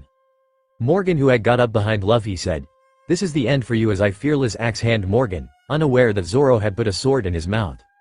Luffy gathers some Yami powers in his finger, then said, "Darkness bullet," then sent a small projectile to Helmeppo just as Morgan was bringing down his axe hand, but he never got to hit the straw hat wearing teen as Zoro had attacked the marine captain, and as Morgan was collapsing Luffy said, "Thanks for that." Zoro said with his sword still in his mouth, "No problem, just doing my job, Captain," and Luffy just smiles in return. With the marine they were all shocked, but what just happened on said, "I don't believe it, Captain, Morgan has been defeated." As the pirates was gathering, they were looking around and Zoro, believing there was someone wanted to attack them for what they did to their captain, said, "Alright, listen up, if there anyone here what wants to try and get revenge, then try it now." The marines looked at each other, and what happened they did next shocked the pirates, cause the marines throw their hats and weapons up in the air and cheered, and someone said, "Yes, we are finally free, Morgan's reign of terror if over." Well, that was unexpected, they seemed happy that their captain was beaten, Luffy said. "Maybe they were afraid of him for a long time, Luffy," Koby said. Zoro suddenly collapses and Makino said, "What the matter, Zoro?" Zoro looks at his second in command and said in a weak voice, "Not much, just super hungry." After a couple of hours Luffy, Makino, Yuki, Zoro and Koby was in the restaurant that Rika's mother owned, and Zoro said, "I am stuffed, that really hit the spot, especially after 3 weeks I was ready to gnaw my bootstraps." "Are you really don't, you're a lightweight," Luffy said as he continues to eat something. "What I want to know is that how you are still eating when I haven't eaten something in weeks," Zoro asks. "I guess it's that good, right, Makino," Luffy said. "I guess," Makino said, then turns to Zoro and said, "Zoro, don't mind what Luffy said, it's just that his and my devil turns our bodies to rubber, and if you don't have control hit he does, then you can eat a lot more than the normal person." Then turns to Ririka, Rika's mother, and said, "Thank you for doing this, Ririka. Think nothing of it, after all you lot saved us by freeing us from the tyranny that was known as Marine Captain Axe Hand Morgan." Rika, who was standing next to Luffy, said, "You are the most amazing man I have ever met." Luffy looks at the girl and said, "Yeah, I know I am amazing. And I will be more amazing once I have obtained the legendary treasure that is known as One Piece and become king of the pirates, oh yeah, and the best crew around." "Speaking of which, how many others have you collected for your crew besides the 3 of us?" Zoro said. Luffy looks at Zoro and the latter said, "You told me that you are in the middle of building a crew, so who else is on your crew?" "Nope, so far it's just the 4 of us," Luffy said. "So, the 4 of us amounts to an entire crew," Zoro said. "I am afraid so at the moment, Zoro, but you have to know that all crews start out small," Makino said. Zoro thought about it, then said, "I suppose you're right about that, but please tell me that you have a ship." "Sure, do, it's right there," Luffy said, then points to a small boat that was at the docks, and it was the only boat there. Zoro, who was looking out the window, said, "You have to be kidding me." "Nope, but don't worry, we'll have a Namers one before long," Luffy said. Zoro laughs and said, "Really, and how do you figure that out?" "It will have a big pirate flag on top," Luffy said as he took another bit out of something while thinking about the ship, then he said, "And I can't wait for it." Koby laughed a little, then said, "I think Luffy was born without the ability to think thing like the rest." "Well, you are half right, Koby," Makino said. Koby looks toward Makino and says, "What do you mean, Makino?" "Well, he has never had the brain power to make plans, but then there is the fact that his grandfather used to take him to dangerous places to train him, and I think he hit his head hard at these places," Makino replied. "I seriously can't believe I got tricked into having someone like him as my captain," Zoro said, which caused Koby to laugh, which got Zoro to say, "And what is so funny?" Koby somehow stopped laughing long enough to say, "If it makes you feel better, then there are several women out there that have to put up with him more than you." Zoro gains a confused look and said, "Where are you talking about?" Yuki knows what the young boy was talking about, turned to Zoro and said, "We will tell you once we leave." Rika looks at Luffy and said, "Luffy, what will you and your crew be doing once you leave here?" "Well, I thought that much was obvious, we will be going straight to the Grand Line," Luffy replied. Koby, who was having a drink at the moment, spit it out and said, "Have you completely lost your mind? There is no way that you are equipped to take the Grand Line one with only 4 members." Well, I have heard of it thanks to travelers, but I never knew it was such a bad place. It a lot worse than you may think, Rika, Koby says before going on to talk about the Red Line and a legend about a town that was said to be dead center on it, then the Grand Line, and how the only pirate king placed the treasure known as One Piece at said town. And when Rika is in bed, I hear from passing customers that any that goes in there doesn't come out alive because it is a massive battlefield, some even calls it a pirate graveyard, Ririka said. Luffy, not fazed by what he just heard, said, well, that too bad because that is where the One Piece is located, so that is where we are going. Zoro leans back on his chair and said, well, then I guess we have to live with it. What, you can't just agree to go straight to the Grand Line, Koby said. And why do you care where we go? You're not coming with us, are you? Zoro asked. Well, not really, but I still worry, and is it so wrong so care about my friends when they go to a place like the Grand Line? And I know that me and Luffy haven't known each other for years, but I still consider him my friends, and that make you three my friends as well, wouldn't you say? Koby said. Well, of course we are, even though we have to part there is nothing stopping us from staying friends, Luffy said. Makino walks over to Koby and gives him a warm smile and says, that's Luffy for you, he has always had the ability to make friends with anyone and gives them the confidence they need to go for their dream. Koby thinks back to when he met Luffy the day before, then realizes what she was talking about, then said, that I am aware of. Makino nods and said, good, and because of what Luffy just said you have me and Yuki as your friends, plus what makes you think that when we go to the Grand Line it will be still the four of us? What do you mean? Koby said. Well, even though Luffy said that we will be going to the Grand Line, but me and Yuki knows that Luffy has another ability which gets him caught up with something, and I know that at least one of those time we will gain another member, Makino said. That's right, Yuki shouted, realizing what Makino was talking about after all it just happened with the island and gaining Zoro as a crew member. Koby said, right, and I would like to thank you for what you and Luffy just said, cause as a kid I never had any friends, much less anyone that will fight for me, so I never really fought for anything, but thanks to you four I have gained something, and that is no matter how hard it gets, always fight to achieve your dream, otherwise when you die you will have regrets, so now I am going to fight with all my might to become a Marine. Then maybe you should think ABO, Zoro said. Where are you on about? Koby said. You spent 2 years with Iron Club Alvida, even though it was just a cabin boy. The Marines Information Network is one of the best and they will find out about it, and you will never get in, Zoro said. I never knew that, Koby said as he gains a downcast look. Just then the doors opened and the Marines walked in, and the one that is in charge said, hey, we have heard a rumor that you are actually pirates, is the rumor true? You get, and I just added my fourth member, Luffy said. Well, we appreciate what you did for the island by beating the tyrant that was terrorizing us for years, and now that we know that you are pirates we ask the Marines can let you do as you please, so instead of capturing you out, so of respect we are going to ask you to leave imminently and we will not report you to HQ. Upon hearing what the Marines said, the people weren't happy, but Luffy just smiled and said, that's fine, well looks like it's time to go. Then turns to Ririka and said, thanks for the great food, lady. Then he and his crew got up. Rika asked, are you people leaving already? Yes. We are so keeping an eye on the papers, and you might hear some of the adventures we have been on, Luffy said as he walks to the exit. When the Marine saw that Koby wasn't moving, he said, what about you, aren't you a member of their crew? And when he got no reply said, well, are you or not? And he was unaware that Luffy had handed the bag he was carrying to Yuki. Then the Marine turned to Luffy, well, isn't he a part of your crew? Luffy ignores the question and said, I can tell you what he has been doing for the past 2 years. Koby turns to around shocked, unaware on what's going the Luffy mind, and thought, Luffy, you wouldn't tell them, would you? Then to horror, Luffy tell them about his time with Alvida, and when Luffy was next to him having enough on what Luffy was saying, he punches Luffy. Getting the reaction he was getting, Luffy just smiled and said, you just made a dumb mistake. Then he begins to beat the Koby. As Luffy was beating Koby, Makino walks up to stop Luffy from going too far, then whispers in his ear so the Marines don't hear, you better stop now, Luffy, you have made your point. Luffy stopped to see Koby falls to the ground and the Marine to say, get out of here now, we don't want you pirates destroying this place, it's obviously you're not crewmates, to stop beating the poor kid and get out of here now.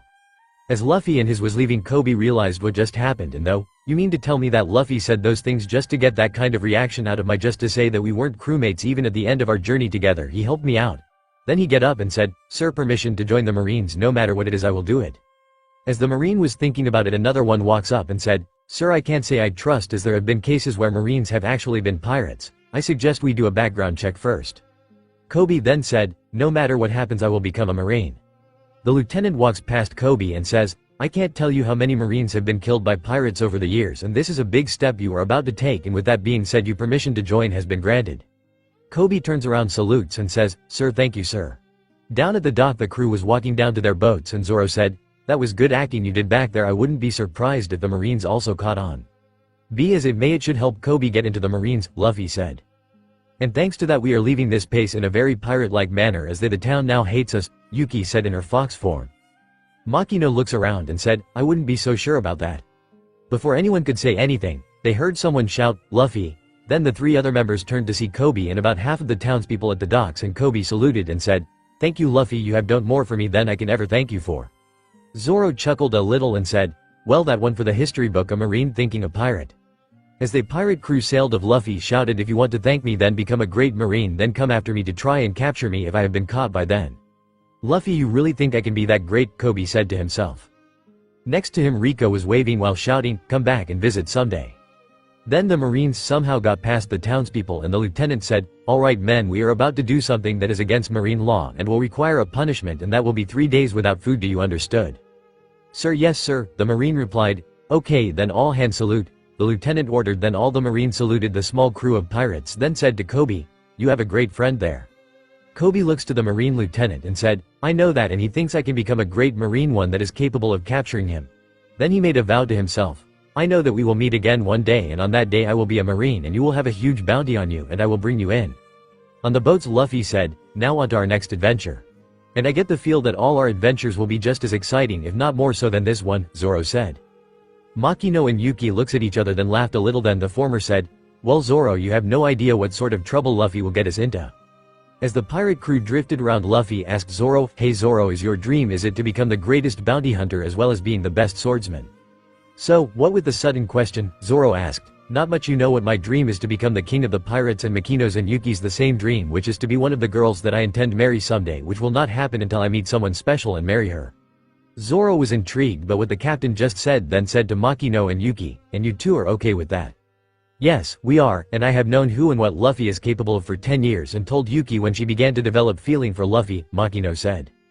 Okay, so who is it that you are looking for? Luffy just shrugged and said, no clue, but I've been told that she is a mermaid and that she is royalty and that she will be the first one I need to marry or anything else before anyone else.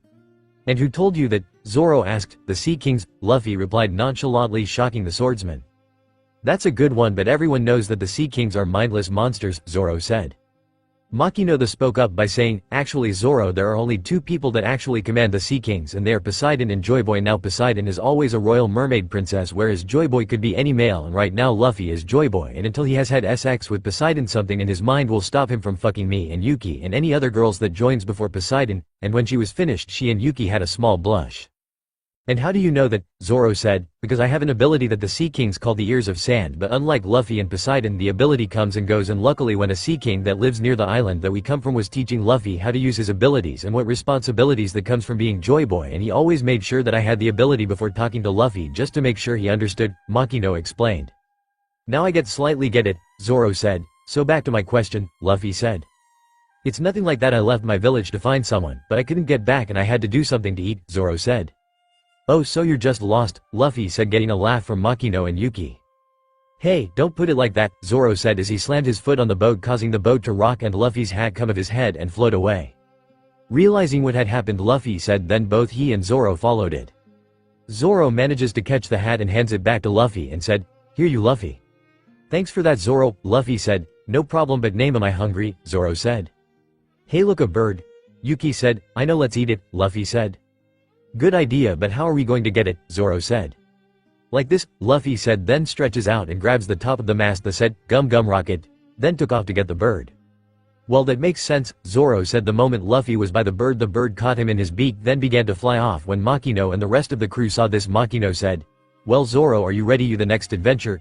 Then passed an oar to Yuki and Zoro, then as fast as that could rowed towards where the bird was going. After a little while of rowing, Makino saw 3 people what was shipwrecked, and one of them said, help us. Makino sighs and mumbles to herself. That just great to find a couple of people that are shipwrecked, then shouted, sorry, but we are in a rush, so jump in if you can climb in. What? They shouted, but somehow manages to get in. Zoro said, I am surprised you 3 got on board. Are you trying to kill us? The trio shouted. Then one of them said, well, no matter, cause we are taking over the boat as we are members of Buggy the Clown's pirate crew. Not liking what was just said, Makino said, I don't have time for this, Zoro. Known better than to cross a woman that is worried about their partner, Zoro quickly said, on it. After a quick beating, the members from Buggy's crew was now rowing the boat, and one said, we are sorry, we had no idea that the pirate hunter Zoro was on this boat, so can you please forgive us? Makino was annoyed because thanks to the 3 Buggy pirates they had lost sight of Luffy and said, "Just keep rowing as thanks to you 3 we lost sight of our captain, so if you know what, good for you, just keep rowing." Then turns to her crew as the 3 members of Luffy's crew was annoyed that they had lost their captain that was chatting amongst themselves when one of the pirates that was rowing the boat asked, "So what do we do now?" "I have no idea, because as soon as Captain Buggy finds out that the treasure we had was stolen by a girl, we will be history," one replied.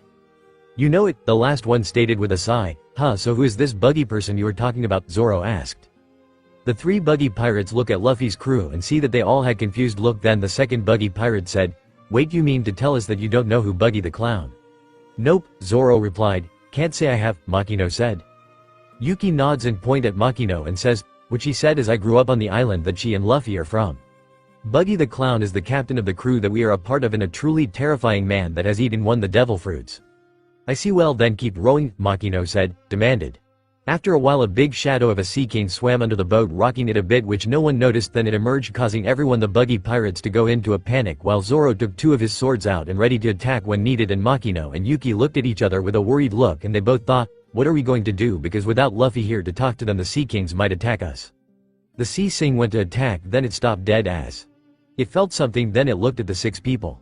Then said, "Tell me, can any of you understand me?" Shocking, Makino stepped forward and nods, then point to herself and the fox. Then the sea king eyed then carefully and said, "Judging by how strong I sense Joy Boy on you, that tells me one of 2 things. The first one is that you must have eaten the fruit that is meant for him, or you are close to him, and if it's the second one, then maybe you are one of the lucky that has gained the ability to speak to us." Shocking, both female. Deciding to see if what the 2 females was true, Makino said, "What are you talking about, and how is it possible, as I was told that one has to be born with the ability known as the ears of sand? You must have heard that from one of the younger sea kings that doesn't know the whole truth anyway. I am sure that you know about the 2 rulers that only we obey," the sea king said, which got a nod from Makino. Then he continued, "Well, unlike Neptune, Joy Boy is releasing an aura that affects those close to him, and some of them, depending on how much they are around him, few can gain the ears of sand ability, and even fewer was lucky enough to be able to speak to us." "I see," Makino said, then gained a thoughtful look, then asked, "What was that about the fruit that was meant for him?" "Well, to put it simply, some of the devil fruits are unique," the sea king said. Makino knew one such fruit, said, "Like the yummy yummy fruit?" The sea king nodded his head and said, "Correct, the yummy yummy no mi doesn't give the user its normal elemental transformation but a black smoky form as well as the power to affect gravity, and there is another one. But it has 2 names if I remember right. In its dormant state it's classed as a paramecia, but once it awakens it becomes a zone." "Okay, and what is the fruit, if I may ask?" Makino asked. "I see why not. The name of the fruit, if anyone but Joy Boy, it is called the Gum Gum no Mi, and if Joy Boy eats it and awakens it, then its name is Hito Hito no Mi model Nika," the sea king replied. Makino's eyes went wide as it was the one that she had eaten, and her wide-eyed was only caught by her fellow crewmates. Then Makino asked, "Can the fruit awaken even if he hadn't eaten it?" The sea king thought about it, then said, "It might be possible, but I am not sure. Only time will tell, I suppose." "Thank you for the telling me, and Yuki here," Makino said as she bowed, then said to herself, "Now to find Luffy. Well, the current incarnation of Joy Boy is that way," the sea king said as he turned his body to where Luffy is. Makino once again bowed and said, "Thank you for your help." "It's no problem at all, though it would be best that you don't tell anyone what you have learned here about the fruits, as it will put your life in danger as well as Joy Boy," the sea king said before submerging again and swims off. Makino and Yuki look at each other as if to ask each other, and both nodded. Then Makino turned to the 3 Buggy pirates, who was still in shock, and said, "Well, what are you 3 waiting for? Get rowing." The 3 Buggy pirates jumped and said, "Yes ma'am," then quickly began to row again. Zoro releases his sword and says, "Okay, what was that about?" "We will tell you some of it later, but we can't tell you all, as not everyone can know what the sea kings know, but it will come out in time, that much I am certain about," Makino replied. "Fair enough, if you can't say that you can't," Zoro said as he sits back down. Then he asks, "But mind telling me about that hat of his?" "There isn't much to tell, but that someone gave him that hat as a sign of a promise that Luffy said almost 10 years ago," Makino said. "Do you think Luffy be fine?" Zoro said. "He will be okay. But he might get into some sort of trouble along the way and maybe get a new crew member once it is over," Makino said with a knowing smile while looking at Zoro. Zoro see the look and chuckles, then says, "Fair enough, as that is how he got me to Join." Meanwhile on the island that Makino and the other are heading to, 3 men was chasing the girl that, and one of them said, "Get back here, girl, with that map, as it belongs to us, as we stole it first." Then all of a sudden there was an explosion, causing everyone to stop and look up, and saw a big head drop something. Then they heard someone yelling and it landed in the middle of the girl and the pirates, causing a dust cloud, and then the girl said, "What was that just now?" One of the pirates said, Guys, I am not sure, but I think that was a guy fell just now." When the dust cleared, it revealed Luffy without a starch on him, and he said, Man, that was a fun ride, but at least I am safe now, but most importantly what just happened was awesome. The girl looks at Luffy and thinks, well, now him literally dropping in couldn't have happened at a better timing, then walks up to him. Luffy was looking down at his stomach unaware that the girl was walking up to him and he said, man, I am so hungry. When the girl was next to him, she, wow, thanks boss, you came here just to save me, you are the best. Luffy looks at the girl and said, who are you anyway, as I feel like I have seen you before. The girl knew what he was talking about but didn't say anything, so she just ran away and shouted, well boss, that are all yours, so have fun. Hey, that girl is getting away, one of the pirates said. It doesn't matter anymore, after all we have her boss now, the second pirate said. You made a terrible mistake, kid, stepping in for your crony when you could have left her top fend for herself, the last pirate said. Luffy turns to face the pirate and asks, hey, do any of you know if there is any decent place to eat around here, as I am hungry? You don't get it, do you, kid? As of this moment food is the last thing you should be worrying about, the pirate in the middle said. Then he punches Luffy's hat off. Luffy watches as his hat goes up, then he gains an angry look, then punches the pirate that punched his hat off, sending him flying. Then he grabs his hat before it hits the ground, and as he puts it on, he says, you better not touch my hat. The other two pirates gain a look of shock, then shouted at Luffy, you bastard, now you are dead, then charges at Luffy. I don't think so, Luffy replied, then said, gum gum pistol, then extend his arms and punch the two pirates square on the face, then they both collapse. Meanwhile, on a balcony a few houses away, the girl was shocked to see that the boy that she got involved to save her skin thought, wow, he beat them in no time at all, maybe if I can get him to help me, if I can bend. She said, I have to say that was impressive, you beating those two bare-handed while that had sabers. Luffy looks over to the balcony and says, hey, it's you, what's that big deal setting me up like that, and how are anyway? The name is Nami, and I am a talented thief that only steals from pirates, so how about you and I team up, the now identified girl said.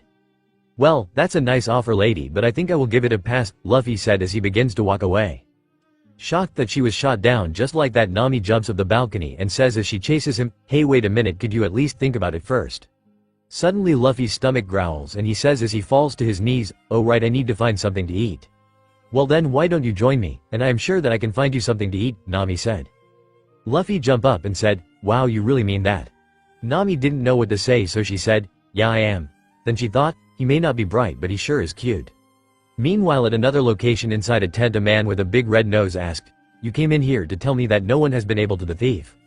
Not yet, Captain Buggy, but I am positive that our men are in pursuit as we speak, one of Buggy's men replied.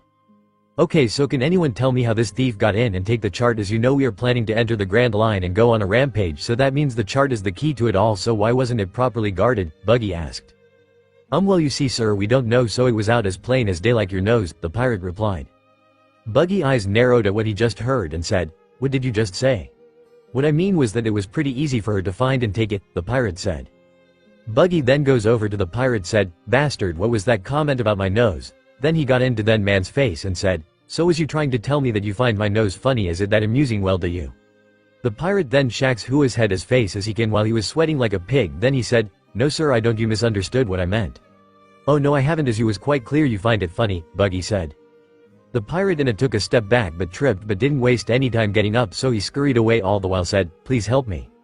Meanwhile, the other pirate that was on Buggy's crew was watching with a little scared look, and one of them said, well, this isn't good, he should have known not to mention the captain's nose like that. Yeah, tell me about it, and he is about to use his devil fruit power, another one said. Buggy made a simple gesture and the pirate looked like something or someone was strangling him that was lifted of the ground. Then the captain said, now then tell me, who in the world am I? Captain Buggy, the pirate replied, all the while struggling with something. Good, now then tell me what happens when someone tries to deny me, Buggy said, asked. They are killed by flashy death. Now can you forgive me? The pirate said, still struggling. Buggy let the man go and said, fine, now quit you groveling, I will forgive you for your slip of the tongue this time, but I want you all to find that, so you better not fail or else. Back with Luffy and Nami, who are now in a house and food on the table, and once Luffy had eaten something he turned to Nami, who was sitting on the table, and asked, so do you live in this big old house all on your own? I don't live on this island, but I am just staying here for the moment as Captain Buggy drove all the townspeople away, Nami relied. So, you are just a petty thief then? Luffy asked as he grabbed something else to eat. That's not nice, I am more than just petty as I only steal from people that truly deserve it, pirates, so there is no reason to compare me to some petty thief, you hear me? Nami replied. Luffy finished what he was eating and said, well then you must be a good thief then. Well, I have a goal and no matter how hard or how long it takes I am going to achieve it, Nami said. So, what is your goal? Luffy asked. To earn 100 million berry, Nami said. That is a lot of money, so what do you need that for? Luffy asked. Well, now that is my little secret, and now with this chart of the Grand Line, that 100 million berry goal is finally within my grasp, Nami replied. Luffy then mumbled, a chart of the Grand Line. Then turns to Nami and asks, so you must be a navigator. Nami once again turns to face Luffy and said, got that right, as I am the most skilled one that you are ever going to meet. Really, that is perfect, Luffy said as he stands up. Then he asks, so then how about you join my crew, as I am looking for a navigator? Really, you mean it? Nami asked. Yeah, I mean it, so how about it be our newest crew member? Luffy said, all excited. Nope, Nami said with a bit of anger. Why not? Luffy said, all dejected. Because of what you have been saying makes me believe that you are a pirate, Nami said. That's right, I am a good pirate, as I made a promise to the one that gave me this hat that one day I will become a pirate, form a great crew, and become the greatest one there was after the last pirate king, Luffy replied. The one thing I despise more than anything, and that would be a pirate, there are only two things I like, and that is money and tangerines, Nami said as she slams her hand on the table. Come on, be our navigator, Luffy said. I said no, and that is finally, now drop it, and one more thing, there is no such thing as a good pirate, Nami said as she goes over to the window. Right, and there is no such thing as a bad marine anyway, you're loose, Luffy said as he sits down and starts eating again. Nami looks out the window and sees two of Buggy's men, then turns to Luffy and thinks, well, I might be able to use that cute dumbness agents him as he wants me to join, then I gave a backup plan if he doesn't play fair. Then she says, alright, I might consider joining your crew, but you have to help me with something first. Luffy looks at the girl and asked, really, you mean it, so what do I need to do? Well, you and I are going to pay Buggy the Clown a visit first, but before we do that, we need to do one thing first, Nami said as she pulls out some rope and quickly ties him up. Is there a reason why you tied me up? Luffy asked as he wondered why. Yes, it's just for show, as we need to get close to Buggy, Nami said. Well then let's go, as I am looking forward to meeting some other pirates, Luffy said as he walks off. Wait, there is no need to rush, as he won't be leaving for a little while, Nami said as she walked behind him with the rope as if she was leading him somewhere. Nami lead Luffy to Buggy the Clown. Once they were in front of the clown pirate, she pushed Luffy and said, I have captured the real thief, Captain Buggy the Clown. The leader of the Buggy pirates said, not that I don't mind, but why do you have a change of heart, little girl? Nami hands the map over and replies, well, you see, I have been fighting with my boss more lately and I have had enough of it, so I thought I could use this as a way to join your crew. Buggy looks like he was getting angry when one member of his crew said, Captain sure does look mad, doesn't he? Yeah, he does, and you know what that means, don't you? He is about to use his devil fruit power, another member said. Really, he has Devi powers, Luffy said to himself. Then Buggy started to laugh. Then he said, you say that you're fed up. I will say this, you are one amusing girl, so cause you can join my crew as I like you. Then he laughs again. Nami smiles and thinks, sweet, I have infiltrated the Buggy pirates. And this just proves that pirates are dumb and easy to manipulate. A few minutes later, Luffy is in a cage and asks, guys, can anyone tell me why I'm in a cage? Buggy and his men laugh a little. Then Buggy said, oh, it's a good day to be a pirate. Then he turns his attention to Nami and said, okay girl, what do you call yourself? The name is Nami, Captain sir, Nami replied. Buggy turns to his side facing Nami and said, alright crew, this is an order. We are going to celebrate for our new friend Nami here for joining us, which get a lot of cheering. It wasn't long before everyone was having a good time and Nami was with the captain, who said, what the matter, this party is for you, so the least you could do is eat and drink more. I appreciate as captain, but I like to pace myself as I am a bit of a lightweight when it comes to alcohol, Nami said. Buggy shrugs and said, ma, suit yourself then. He takes a drink. This is perfect, now all I just have to do is wait for chance to get the chart again, and maybe I am at it, I could swipe his treasure as well, Nami thought. Buggy laughed a bit then said, alright crew, is this a flashy party or what? It was sir, the crew replied, so, you know what that mean, it's time a Buggy bowl, Buggy said. Then his crew started to cheer. Then 3 people ran off and after a few minutes they came back. 2 of them was pulling a cannon, then they secured it while the other one was carrying a red cannonball with the Buggy Jolly Roger on it. Then he put it in the cannon, then he said, Captain, we are all set. Good, was all Buggy said. Nami, who was watching, had a bad feeling, asked, what are you doing with that? You will see soon enough, so just watch and see the awesome power of the Buggy ball. Buggy relied then to his men said, alright, light it. Once the man lit the fuse, everyone waited and watched to see what will be the outcome. Then once the cannon fire, it took out the whole row of houses. At the docks, Makino, Yuki and Zoro had arrived and saw the cannon fire, and Makino asked, what was that? You got me, I looked like a cannon firing, Zoro said. You're right, but that was more powerful to be a normal cannonball, Yuki said. Then one of the Buggy pirates said, that kinda looked like one of the captain's beloved Buggy balls. Zoro looked at the Buggy pirates then said, Buggy balls huh? Makino sighed then said, well, if Luffy is on this island, that place would be the best place to start the heads to where the cannon fire was. Zoro looks at Makino as he walks behind her and asks, and how can you be sure that he will there? Yuki was the one to answer, because we know him too well that when there is trouble he will somehow end up in the middle, whether it is because of his noble or something else. Back with Luffy and Nami, the girl was in shock at the damage that the ball did. Then Buggy said, well now that was flashy, don't you think, Nami? Well, it was flashy, Captain, Nami replied. Alright, now tell me, do you think that bee can conquer the Grand Line with these balls and my devil fruit power? Buggy said, asked. Of course you will, Captain, there is no doubt in my mind, Nami lied. Hey, what are you talking about, as it is my destiny to conquer the Grand Line? Luffy said he heard the conversation between Buggy and Nami, then he continued. Then once I have done that, I will become king of the pirates, just I have been told well a king of something, so I decided that it will be the king of the pirates. You idiot, be quiet, Nami said. Buggy, who was getting angry at what Luffy was saying, chuckled darkly, then turned to Nami, then said, well now I can see why you are sick of him, Nami. You got that right, he thinks life is a big game and as such never takes anything seriously. I see, so how about this, I give you a Buggy ball so you can blow your old boss up, Buggy said, which got a confused look from Nami, but Buggy continued, and this can be a test to prove your loyalty to your new captain, which is me. Then he shouted to his men, alright men, aim the cannon at Nami's old boss so she can blow him up. Yes sir, the men said. Then two went to move the cannon while another went to get another Buggy ball. Nami turns to Buggy and said, you know what, Captain, we don't have to finish him up now, so why don't we get back to the party and have fun? Buggy turns to Nami and said, this is a good way of having more fun. Then he hands Nami a box of matches. As Nami looks at the box, the Buggy pirates were chanting, fire.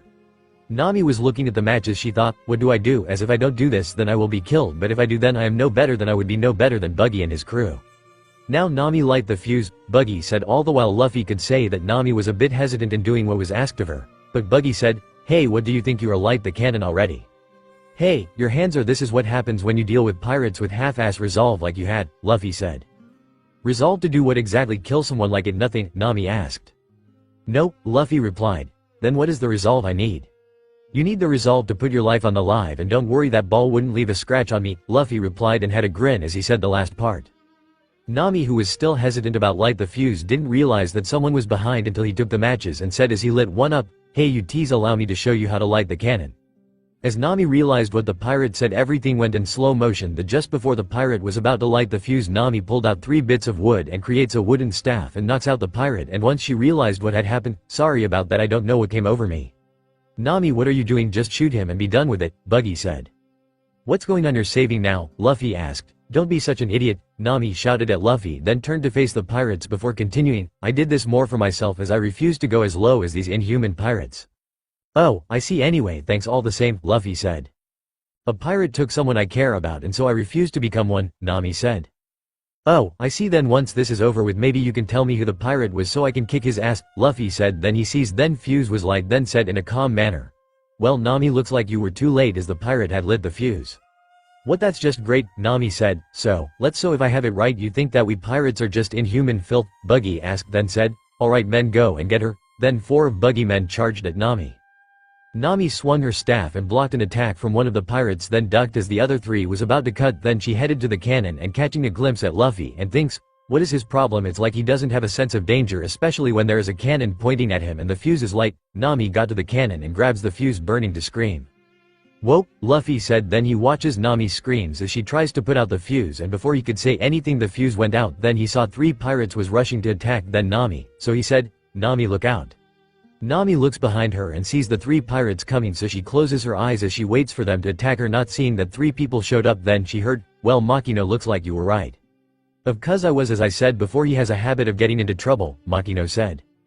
Also, you lot, you really should know that's not nice to pick on the poor girl, Zoro said. Luffy smiles then says, ha Makino, Yuki, Zoro, you found me. Nami looks behind her to see Zoro and Makino, then beside her heard, are you hurt? Huh, Nami said, looking to her side to see Yuki. I ask you, are you injured? Yuki asked. Oh no, I don't think so, Nami replied. Makino walked over to Luffy and said, why am I not surprised that you are in a situation like this? Well Makino, how I got here is quite interesting, Luffy said. Makino sighed and said, I am sure it is, and it probably involve her as well, and point to Nami. It does, Luffy said. Before Luffy could continue, Makino said, and you can tell us later. As Zoro was walking past, Nami thought in shock. So the crew he mentioned was these people, and it includes the pirate hunter Zoro. Just who is this Luffy? As Zoro was walking to his captain, Buggy said, so you're the famous Zoro. If you are here for my head, let me tell you this, you will have quite a struggle. I am sure it would if I was still a hunter. We are here for our friend, Zoro said. Well, that's a shame because you see I am interested as killing you would bolster my reputation, Buggy said. If you try it then you will die, Zoro said as he looks at the clown pirate. Buggy was twirling some dagger and said not faced by Zoro's threat, oh is that so? Zoro sighed and said, well at least I tried to warn you and if you don't listen then that is your fault. When Zoro and Buggy got ready for a few moments they did nothing then Buggy rushed towards Zoro and said, die flashily, BTU Zoro cut of his arm and leg. As Zoro looked at Buggy and said, that wasn't much of a fight now was it? Then he puts his sword away. Luffy then said, wow he was weak that was a good fight anyway Zoro. You have to be joking, Nami said in shock. Makino who was looking at Buggy's body thought, that was way too easy something isn't right as his men don't seem worried. Then she said, Zoro don't let your guard something ain't right. Then the Buggy pirate started to laugh. Before Zoro could ask what she was on about he was stabbed then he said, what how? Makino leaned over to Yuki and whispers, when Buggy pulls the dagger out of Zoro, I want you to get him out of there the first chance you get. You got it first mate, Yuki whispered back. Buggy pulled the dagger out and reattached then said, it's the chop chop fruit that is the name devil fruit that has given me this power and because of that I am now a chop chop man and now I can never be defeated by the sword. Wait the devil fruit are real? I thought that they were stories that pirates told, Nami said. So, he is a chop chop man that's kinda weird, Luffy said. If anyone here is the weird one it's you Luffy for eating the mythical devil fruit, Makino said. Buggy said, I didn't go for any fatal organ, but it is a pretty serious would you have so I guess that make me the winner. Oh, crap this just did a 180 if we don't get out of here soon the five of us will be on chopping block, Nami thought. Guess Makino was right I did let my guard down and that was a stupid mistake, Zoro said. Stabbing him in the back was a coward's move big nose, Luffy said. You bloody moron don't call him that, Nami thought. Makino knew what was about to happen if the rumors that she heard about Buggy is true, so she leans over to Yuki and whispers, forget getting Zoro out we need cover. Got it by blizzard should do the trick even though it not as blinding as Luffy attack, Yuki whispered back. I know but does it look like he is able to use it or get to us as he is the only one that can see, Makino replied quietly. Good point so just say when, Yuki said. Buggy turns just enough to face Luffy and asked, what did you just say? Then he turned fully to Luffy then said what was that about my nose, then he shot his fist at Luffy. Knowing what Luffy is capable of Makino and Yuki wasn't worried, but Zoro was as he said, Luffy. Luffy caught the dagger in his mouth and said, hey Buggy if that is your best shot then when I am out of this cage, I am so going to kick your ass, then he bites down on the dagger a bit more breaking it. Buggy just laughed and, you going to kick my ass I am sad to say this kid but the five of you are going to die here but that might go down to 3 if the 2 new girl join my crew and I will do it by my own hand so if you plan to do any ass kicking that you better get it done soon. Nami was getting really worried and said, and that we are so done for. Sorry Buggy but our captain isn't going to die here as he has someone very important to meet, Makino said. Yeah, what she said so Zoro get up, Luffy said. What? Zoro said looking at Luffy. You better have a really good plan to get us out of here otherwise we are dead so what are you lot going to do, Nami said. Luffy said nothing but Zoro seemed to have gotten the message and said, got it. Nami who didn't know what is going on thought, what is going on as nothing is making sense this is another reason why I hate pirates. Buggy just lunged at Zoro and attacked him and then split when the swordsman went to cut his midsection and the moment he did Zoro jumped though then when Buggy put himself together he said, give up Zoro your 3 sword style has no effect on me as I have already told you I had, then he realized that Zoro wasn't there so he turns and says, hey stop and listen to me when I am talking. Zoro didn't listen and went to the cannon and went under it to make it turn so that it was pointing to the Buggy pirates then to Nami said, light it quickly. Huh what are you talking about, Nami asked. He means light the cannon, Yuki said as she gets ready to unleash a blizzard. Oh, right got it, Nami said. Buggy was shouting, wait just wait you can't light the cannon as it is still loaded with a special Buggy ball. I can't go out like this, then Nami lit the fuse then the clown said I can't believe you just did that you ungrateful little girl then it went off. Yuki now, Makino said, right, Yuki said as she sent out a gust of snow then said, fluffy blizzard, and it covered the whole area then Yuki went to get Nami and Zoro and asked, Zoro I know you are injured but think you can lift the cage. Zoro'd think about it before saying, I might but he would have to be quirt as I would need to concentrate. Then he heard Makino say, okay Luffy if you be quiet until we are free then I will make your favorite meal. Deal, Luffy said without hesitation when Zoro was at the cage with a bit of straining. He lifts the cage then with Yuki's instructions headed away from the disaster zone. Nami was shocked to see the famous bounty hunter struggling with the cage when she heard Yuki asked, hey Luffy do you know that girl that has been following us? Everyone looks over to Nami and Luffy said, oh yeah meet Nami our navigator. Nami said in a numb tone, I am not sure about that but who are you people anyway? We are just a group of pirates that came to collect our captain, Makino replied. Zoro manages to lift the cage and starts to walk up with Makino and Yuki following. Then Nami says, "I guess even a lowly pirates can have friends," then she walks off. Meanwhile back with Buggy, he was sitting in a shady place saying, "How dare those five mock me like that? No matter, I will consider this an act of aggression, a declaration of war." Then a beast walks over to Buggy and the captain said, "Oh, there you are, Moji." "Hey there, captain, hope you don't mind if I take the hunter's head," Moji said. "I don't care, so be my guest," Buggy replied. Then the beast started to walk off. Back with Luffy and the others, they were now dragging the cage before Zoro collapsed. Then they all noticed a dog sitting in front of a store. Then Zoro asked, "What's up with the dog?" "Not a clue," Yuki said as she tuned into her fox form. All the while Luffy is getting closer to the dog. Then he starts to make funny faces at the dog, and when the dog doesn't move, Luffy turns to his crew then says, "Hey guys, it looks like the dog is frozen." Zoro, who crawled over to a pillar of the store, said, "Like I care, the damn thing can sit there forever." Luffy looks back at the dog and asked, "I wonder if it dead?" Then he reaches out to touch the dog. Makino sees Luffy reaching for the dog, said, "Oh Luffy, I wouldn't do that." "Do what?" Luffy asked as he touched the dog. Then the dog attacked Luffy, who was repeating, "Get off." The crew was watching in surprise. After a few moments Makino and Yuki both started to laugh, and Zoro shouted, "Luffy, will you stop piss bailing around and get serious?" Then his breath goes a bit shallow, then he collapses. Then he says, "I don't feel so good." When the dog stops biting Luffy, he goes to his original spot. Then Luffy said, "Damn mutt." Makino and Yuki both stop laughing to hear what Luffy said, and the first mate said she sits down and leans on the cage and Yuki rests on her lap. "You okay, Luffy?" "Yeah, I think so," Luffy replied as he sits up, and Nami was walking over. Yuki sees Nami walking over and said, "Hey, you're Nami, right?" Nami nods and said, "That's right, and for the record, I am not your navigator." "At least not yet," Makino thought before saying, "Yeah, I learned a very long time ago not to take what the knucklehead says too seriously, so if you don't want to be our navigator by the time we want to leave, then I will talk him out of it." "Thanks," Nami said. "So is there another reason you came over here, or is that it?" Makino asked. "Right, I came over to give you this as you lot got me out of a really sticky situation," Nami said as she pulls out a key. "Oh, good, it's the key to the cage. Did you really steal it from me?" Luffy asked. "Well yeah, but know this, I only did it, so we are even, and now as far as I am concerned, we are now square," Nami replied. "Fair enough, and thanks," Makino said. Then as she goes to reach for the key, the dog jumps up and eats the key, causing everyone to look at the dog as he swallows the key. Luffy starts to strangle the dog, all the while saying, "Damn dog, give me my key back." Just then a man walks up to see what Luffy was doing and shouted, "Hey, stop that, stop picking on poor Shushu, put him down and leave him alone." Then he walks up to the group of five. When the man was close enough, the swordsman looked up and asked, "And who are you, old man?" "Old man, I just so happen to be the mayor of this town. But the question is, who are you lot, and why are you picking in Shushu?" The man replied. Then he sees Zoro's wound. Then he says, "Never mind that, you have a pretty serious wound you have there, and seeing I take it you had a run-in with Buggy the clown, we need to get a doctor."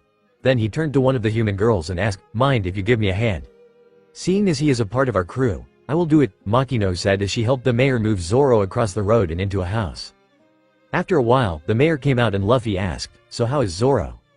"I must say your friend is very resilient, as I told him that he needs to see a doctor, but he said that he was fine and just need to sleep," the mayor replied. Nami walked over to the dog to pet him, and as she did ask, "So the dog's name is Shushu?" "That's right, it is," the mayor replied. "Why is he just sitting there like that? Is he lazy or what?" Luffy asked. "Not as a matter of fact, he's guarding the store," the mayor said. "Huh?" all the girls said before Nami said, "Guarding the store?" "That's correct, see for yourself," mayor replied. Everyone turned around to look at the store. Then Makino said, "Oh, I see, it's a shop that sells pet food." "That's correct, and the man that used to own the shop was a very close friend of mine," the mayor said. Then he heads in and comes out with a bowl of food for Shushu. Then as he places it in front of Shushu, he said, "Hey, you go, Shushu." And as Shushu was eating, the mayor continued, "And when he passed, I assumed the responsibility of taking care of Shushu here." "So, I take it the man died?" Makino asked. "That's right, it was 3 months ago after fighting an illness that he had for a very long time," the mayor said. "Don't tell us that Shushu is waiting for his master to return?" Nami asked. "To anyone that would appear to be the case," the mayor said, and as he sits on a step he said, "But I don't think that is true." "What do you mean?" Nami said. "You see, Shushu is a smart dog, so he probably knows that his master isn't coming back," the mayor said. "You're right, he does know that, and he knew it from the start," Yuki said. "How do you know that?" the mayor asked. "That is simple, I am a fox that ate a devil fruit that turns me human," Yuki said, revealing some of her power.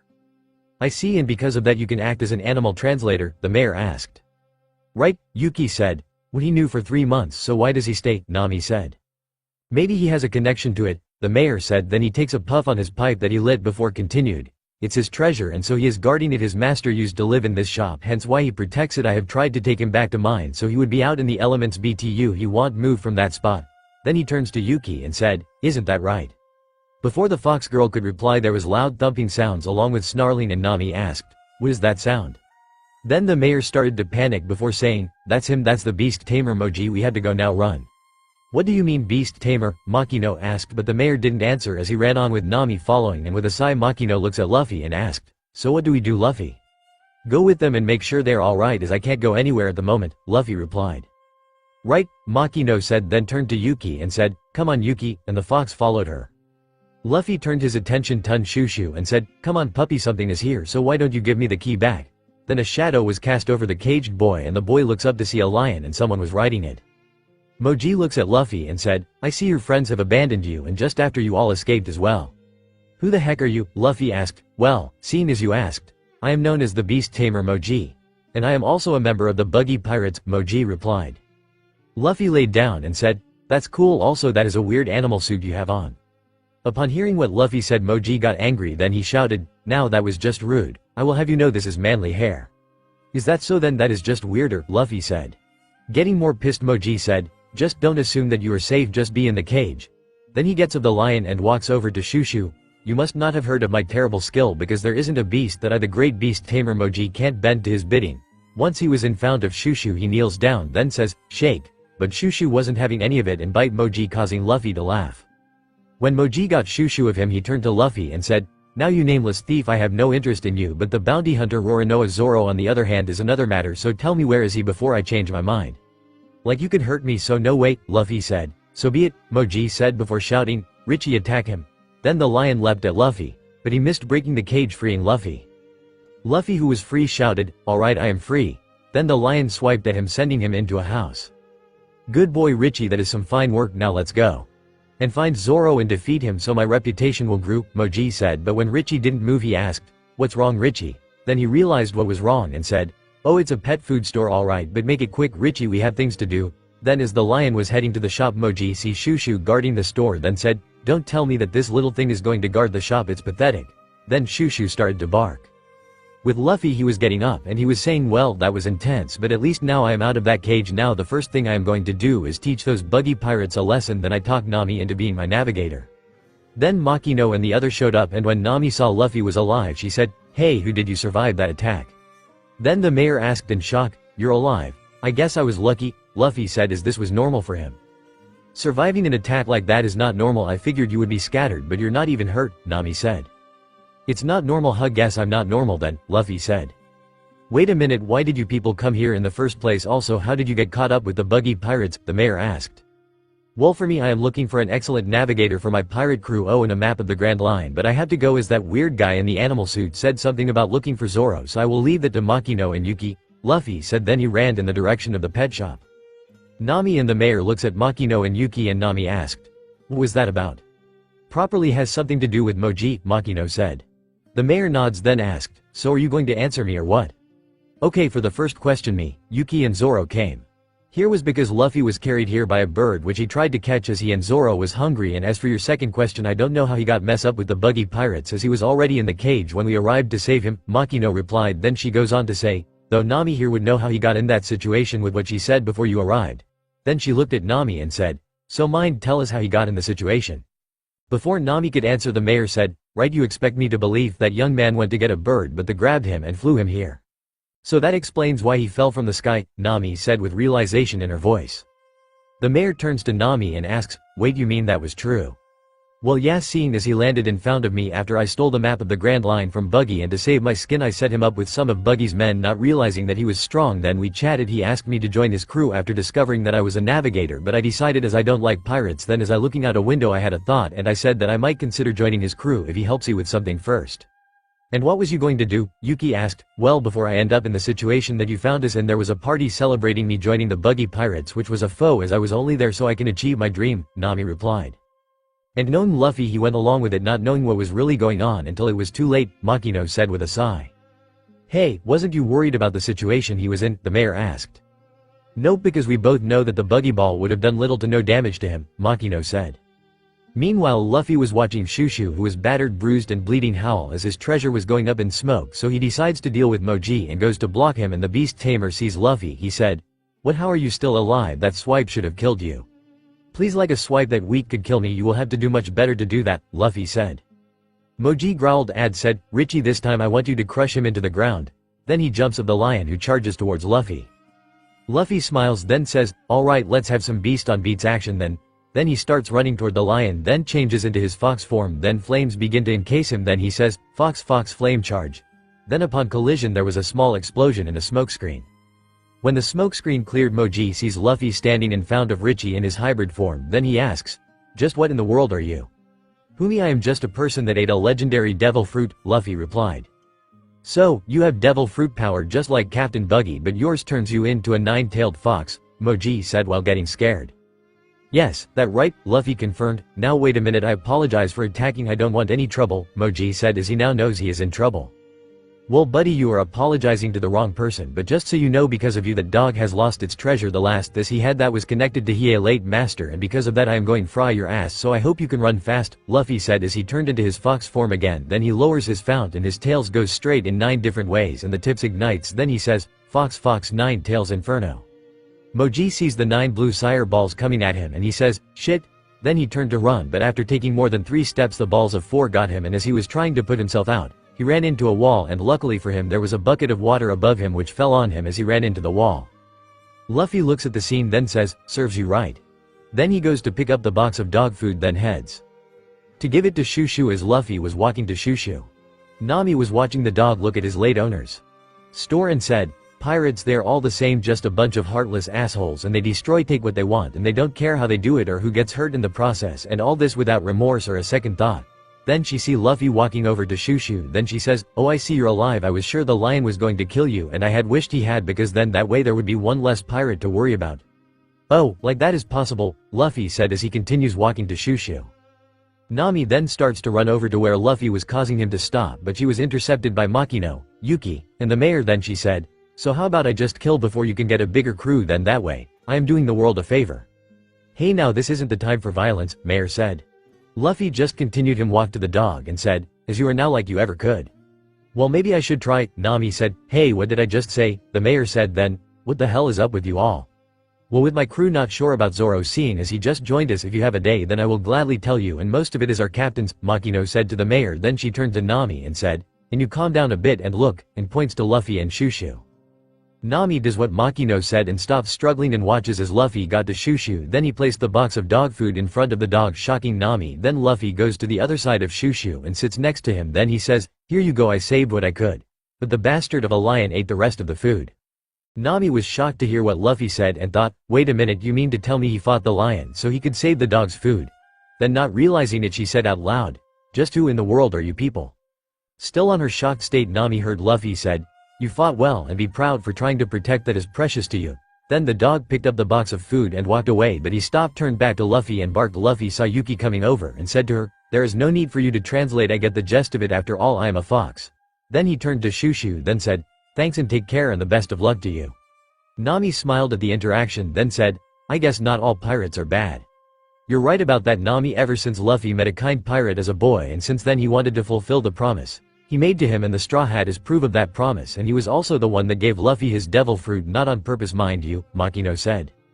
"You know a lot about Luffy," Nami said. Makino chuckled a little then said, "Well, I should say so, seeing as he grows up on the island I lived on, and even before then be kept on saying that I will be one of his wives." Nami nods then goes wide-eyed when she realized what Makino said, so she said, "Wait, wives as in plural?" Makino nods and the navigator said, "And you're fine with that?" Makino nods then said, "Of course I am. After all I know Luffy, and he has the biggest heart anyone you know, so I can say this with absolute confidence. If Luffy is around and there is a good soul in need of help, he will help out no matter what he has to do, and I hope that when we meet Poseidon nothing happens." Nami gains a confused look then asked, "Who? To be honest, I have no idea who she is other than the fact that she is a she and a mermaid royal," Makino said. "I see now. If you don't mind, I have something to do," Nami said, then heads over to where Luffy was still sitting, and once she was standing next to Luffy she said, "Hey there, I heard what you said to Shushu, and that was kind of you, even though you are a pirate, so here I am saying sorry for what I said to you." Luffy looks up to Nami then said, "That fine, I understand it. After all, not everyone is going to like pirates.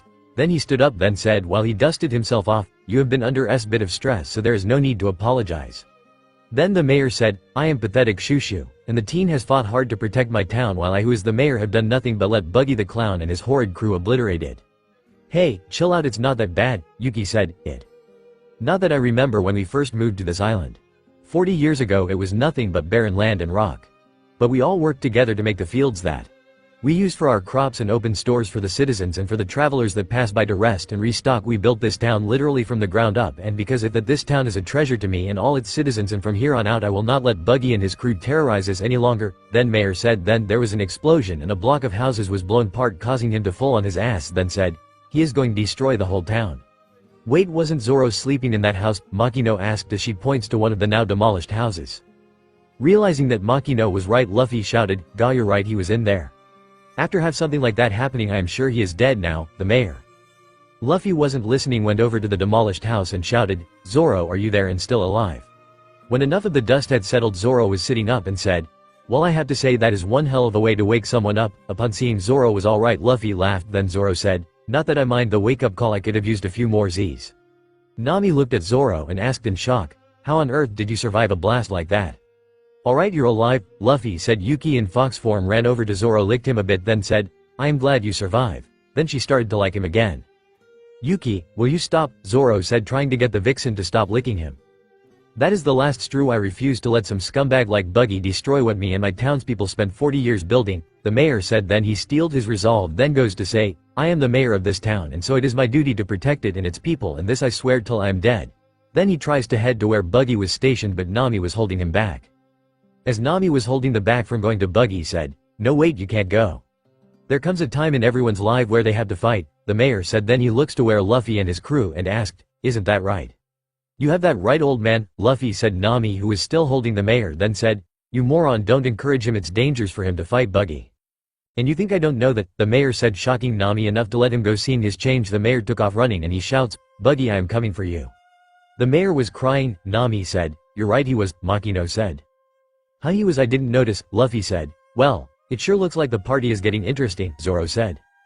"You can say that again," Yuki said, which Luffy laughed a little. "Are you mad? This isn't a laughing matter," Nami yelled at Luffy. Luffy turns to Nami, then said, "No need to worry, Nami, I have grown to like the old man, so there is no way I will never let him die, well, not on my watch. And as both me and Maki know, when Luffy thinks of someone as a friend he will help protect what they hold dear, so that mean we will be heading to wherever the clown is," Yuki said. Then she shifts into her human form and starts to walk the way the mayor was running while saying, "Well then, let's get going." "Right behind you," Zoro said, following the human fox.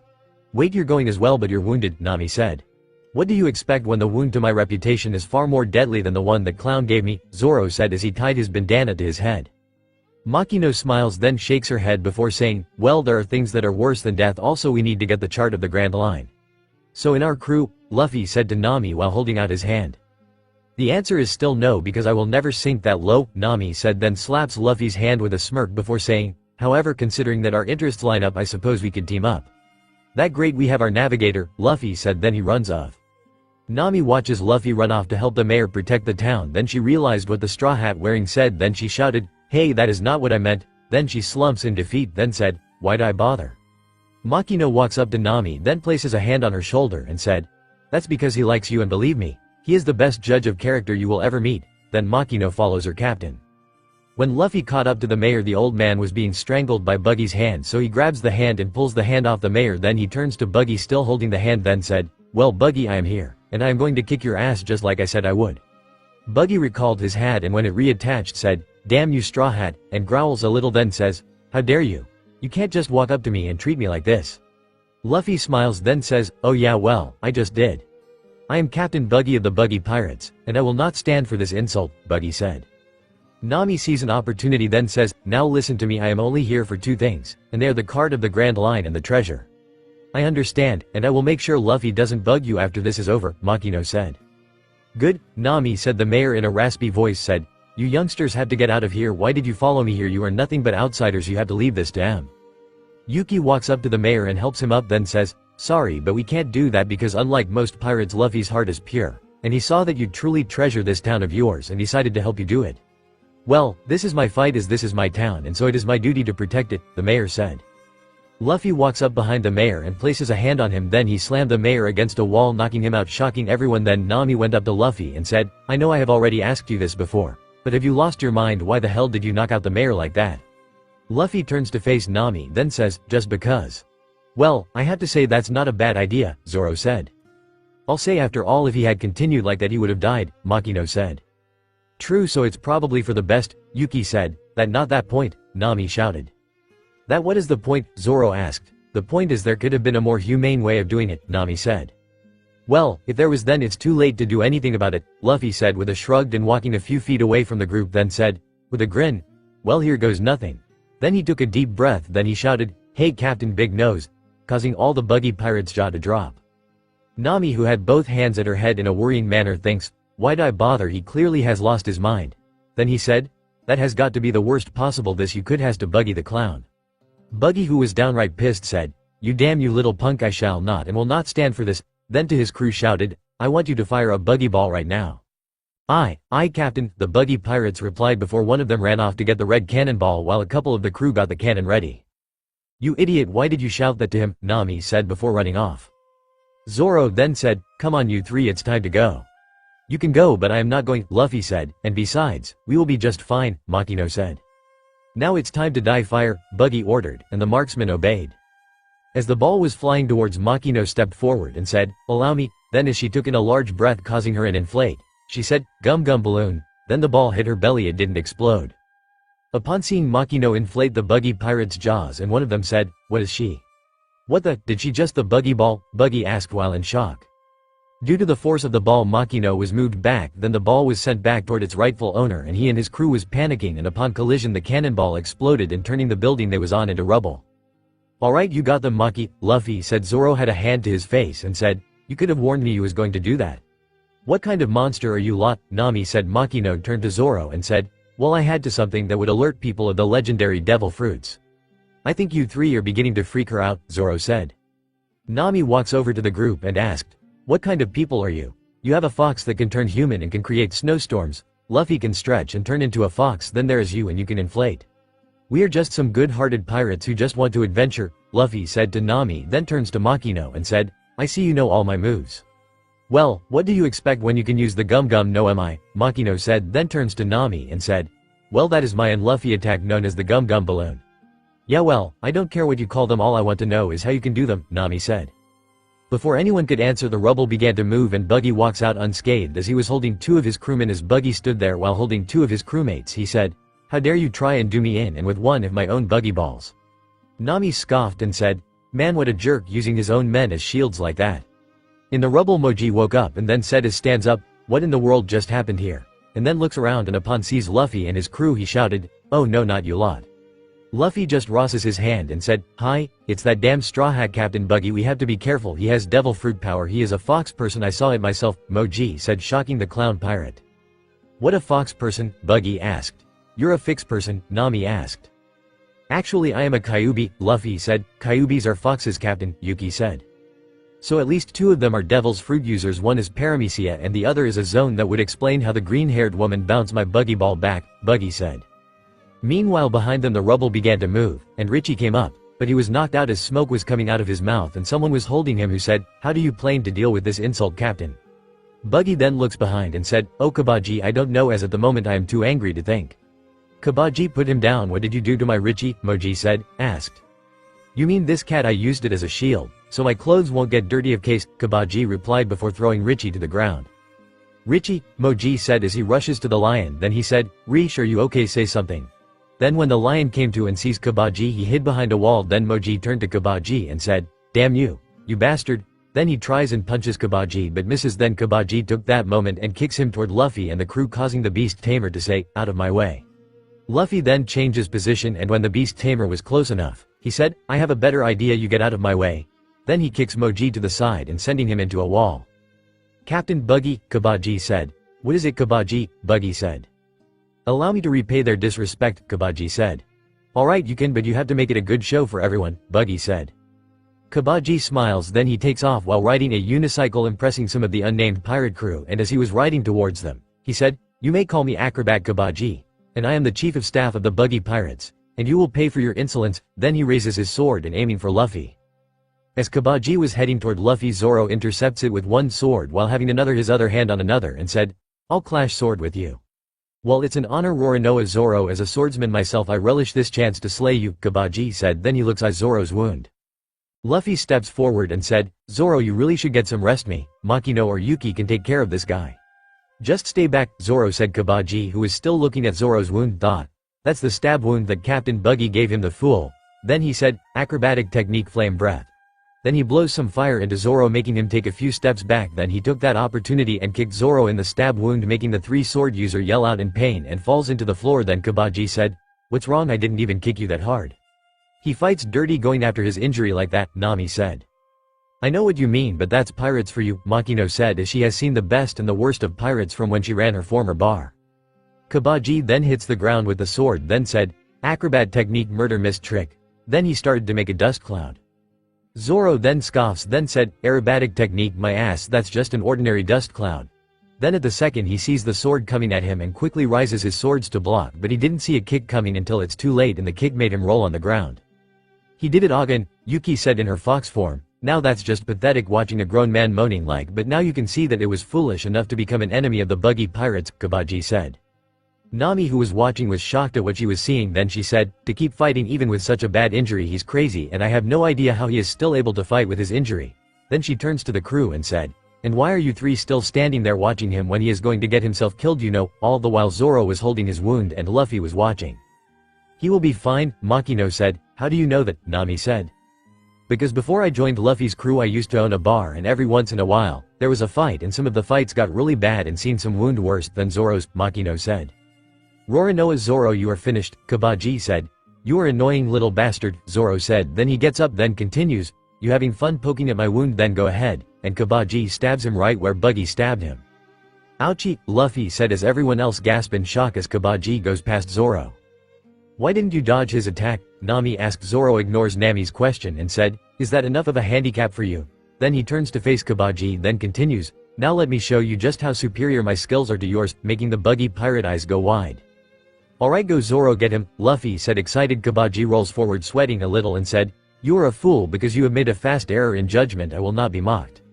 My swords aim to the world's greatest, and I will refuse to lose to anyone that calls himself a swordsman," Zoro said. "I see it's that resolve that keeps you going, but rest assured wounds as bad as yours are a great excuse for losing to me," Kabaji said as he raises his sword. "To hell with that, to lose to someone like you even with these flesh wounds, then my future doesn't look so bright," Zoro said before putting his white sword in his mouth. "Why you?" Kabaji mumbled. "Alright, yeah, go for it Zoro," Luffy cheered. As Nami was watching, she then realized something. Then she said, "I am not going to stay and watch this. You pirates can stand and fight and kill each other for all I care. I mean, I don't really care if you win or lose, so I am going to use this opportunity to swipe their treasure and then get out of here, and who knows, if you win this fight we might team up again, so see ya and good luck with the fight." Then she runs off. "Okay, and thanks," Luffy said. "Hope to see you soon," Makino said. "See ya," Yuki said. "Back with the fight," Kabaji said. "Here is a taste of my ultimate acrobatic move." Then he pulls out a couple of spinning tops, then said as he threw dozens upon dozens of spinning tops, "Acrobat technique, 100 top typhoon." Meanwhile, as Nami was heading to steal Buggy's treasure, she stopped and looked back to Luffy and the other, then said, "They're not normal." "Well, Luffy and Zoro ain't." Makino maybe not sure about Yuki. Then she took a few steps, then she said, "I wonder if they can help me." Back with the pirates, Zoro, who was slicing the spinning top when Kabaji said as he headed to a wall, "Acrobat technique, height in the mountains." Then he started to go up the wall, then he was high in the air and said, "Acrobat technique, fireworks in the cool summer breeze." Then he aimed his sword, then said, "Sting of the unicycle." Behind Zoro, Buggy began to raise his arm, said, "Chop chop cannon." Then his hand shot towards the swordsman, then he shouted, "Kabaji, I will hold him, you finish him off." "Consider it done, Captain," Kabaji said as Buggy's hand was heading towards Zoro. Yuki intercepted in her fox form, which made Buggy said, "I'll let go, you mangy fleabag." Then Zoro dodged Kabaji's attack, then said, "Yuki. You bitch," Buggy said in pain. "Yuki, let go of the hand, you don't know where it's been," Makino said. Luffy, who was facing Buggy, said, "If you want a fight, then I will give you one." Zoro, who is panting, said, "I can assure you I don't need my captain help to finish you off." "You know what, I am getting tired of this," Zoro said.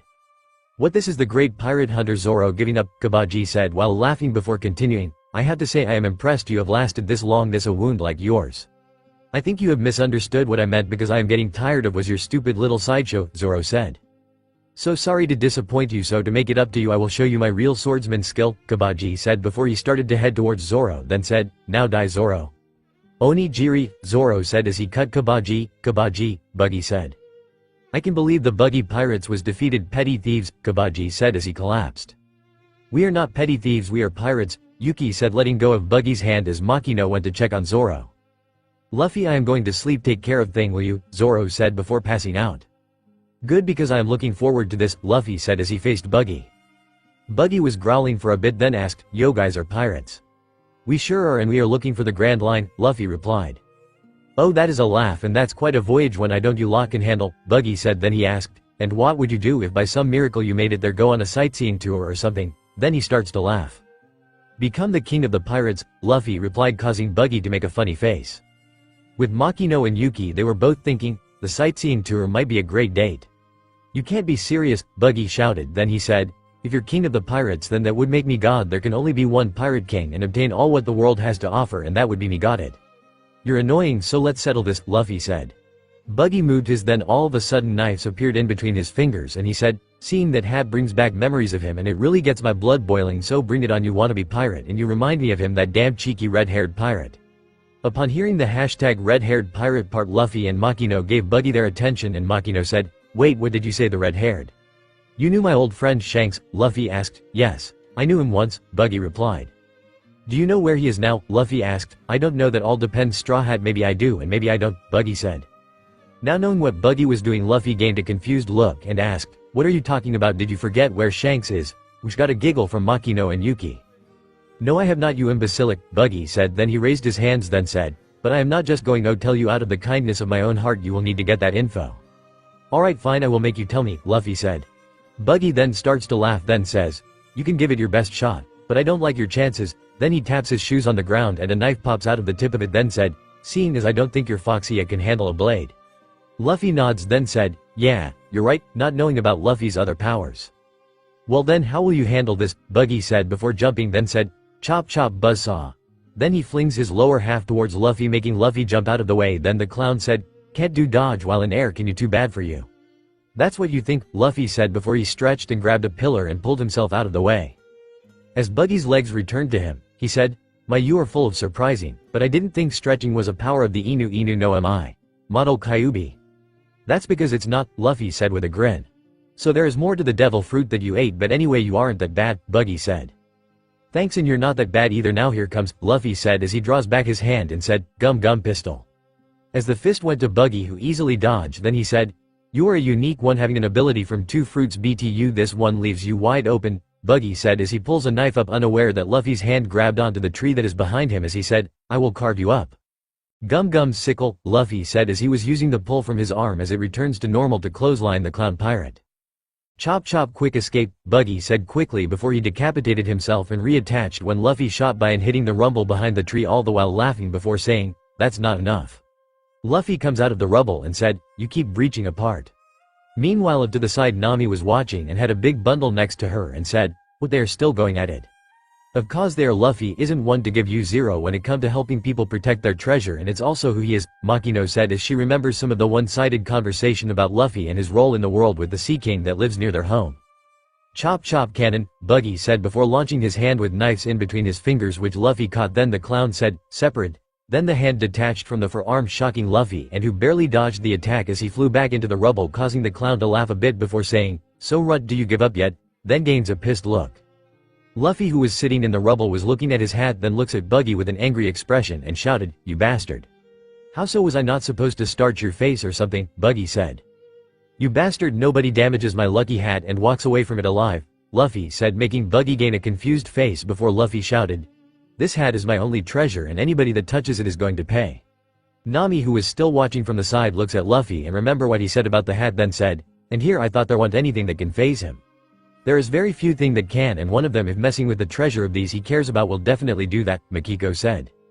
Could he really help me if I ask? Nami thought as she looks at Luffy. It seems that hat has some history to it, Buggy said. That right, it does, Luffy said. Is it really all that special? Buggy asked as he remotely moved his hand and aimed it at the hat before flinging a knife at it, but Luffy noticed it and dodges the knife. Then Buggy said, then in that case you should protect it. before stabbing the hat, making Luffy gasps in shock as he remembers what Shanks has told him about the hat and how he got it while the hand went back to Buggy. The end. He said, "How is this old tattered hat a treasure?" Then starts to laugh before saying, "Treasure refers to sparkling gold, silver and jewels, and all those things reflects their own grandeur, and you really consider this old straw hat to be a treasure? You need to grow up, boy," before laughing again. "Shut up. When Shanks gave me that I made a promise," Luffy said in an angry tone. "What do you mean to tell me that this really is Shanks' hat?" Buggy said. Then he throws it on the ground, then said, "No wonder it looks so familiar. He always wore it for as long as I knew him." "What, you and Shanks was on the same pirate crew?" Luffy said in shock. "Yeah, when we were both pirates and in training we were fellow comrades. The damn detestable red-haired bastard," Buggy said as he strapped on the hat. Luffy growls at Buggy before charging while saying, "Shanks is a much better man than you'll ever be, and you don't have the right to call him a comrade, and don't you ever badmouth him again." "Time for my chop chop quick escape," Buggy said, and the moment his head detaches, Luffy kicks him in the stomach. As Buggy's body was going down, he said, "I don't want you to ever mention Shanks' name to me again, you bastard." Buggy reattached his head, then coughs a bit, then said, "I can say what the hell I want." Luffy starts to pull on Buggy's cheeks, then said, "Tell me what the hell and Shanks, and where can I find him now?" Then he lets go and said, "Damn, how dare you tear up my treasured straw hat." Buggy sits up and asks, "Do you really want to know?" making Luffy turn to face the clown pirate as he said, "Because he is the one person I loathe and will curse for the rest of my life, and as long there is breath in my body, Shanks, I will never forgive you."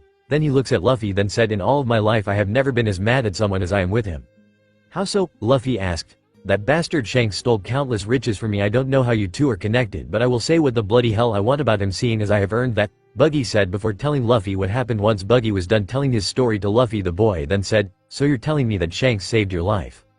Buggy got mad, then said as he made a pose, "Non, that's not the point I am getting at it." "It's not?" Luffy asked. "I think you mean when Shanks surprised him, causing him to swallow the devil fruit," Makino said as she heard the story. "That's right, and because of what he did I couldn't even swim and therefore go and get my sunken treasure, and then I had a revaluation. If I can't get the treasure that is in the water, then I will just collect the treasure that is on land with my newly acquired chop chop powers." Then he raises his top half while saying, "And now I won't let anyone that even think about touching my treasure live. Death to all that plunder my treasure." Then he shot past Luffy towards Nami, who was trying to get away with it while shouting, "Get back here, you thief." Nami looks to see Buggy flying right toward her and said, "Shit, he spotted," then ran away with the clown pirate following. Meanwhile, Luffy looks at the lower half of Buggy, and off to the side Makino noticed Luffy and said, "He isn't planned to what I think he is doing."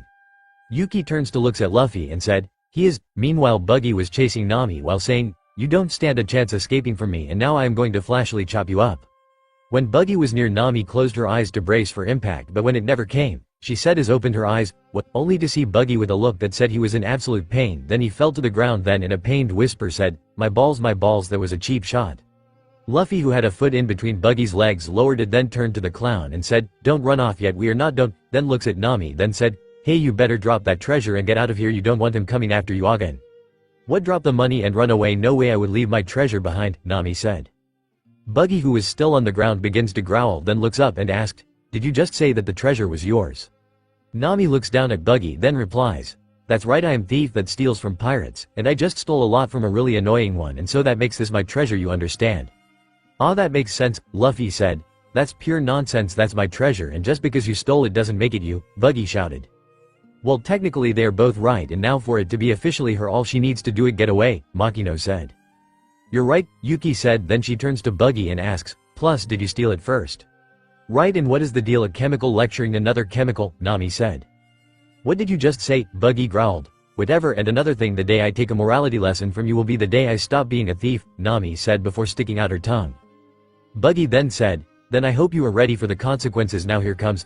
Then he begins to lift off the ground as he said, "Chop chop festival." Then both parts of Buggy split apart, making Nami cover herself and surprising Luffy. Then as the lower part of Buggy flew toward the upper half, the clown pirate begins to laugh, then said as he turns to Luffy, "I would like to see how you are going to save your friend now, Foxy." "Damn it, he broke up into even smaller pieces," Luffy said.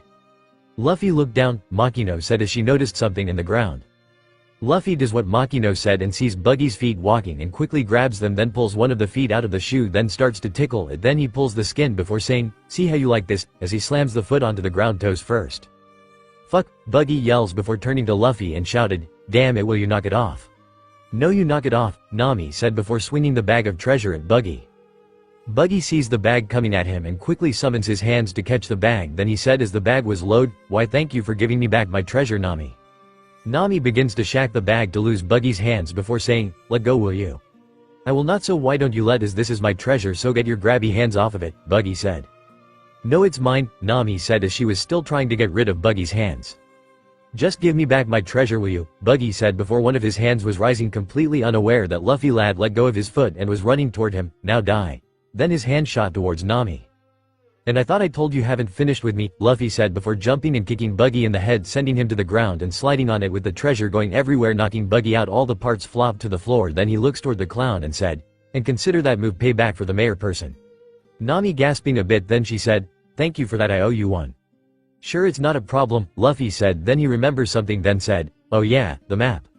"The treasure," Nami said as they both looked toward where the treasure was and gasped in surprise to see Buggy had regained conscious and was floating just in front of the treasure. "This isn't over yet, Foxy," Buggy said. "God, he's still alive," Luffy sighed. "Just shut up, Foxy, also how dare you try and flashily do me in," Buggy said as he floated above the treasure, and which Nami took the moment to run. Then the clown said, "You will pay for that," before saying, "Assemble chop chop parts," and when he assembled he laughed a little. Then there was silence as he something felt wrong. "Are you looking for these, Buggy?" Nami said as she had a foot on Buggy's tied up body parts. "Got my parts," Buggy shouted, causing Luffy and Yuki to laugh. "Alright, way go thief," Luffy said as he starched his arms back. "Nope," Buggy said as he knew this wasn't going to end well for him.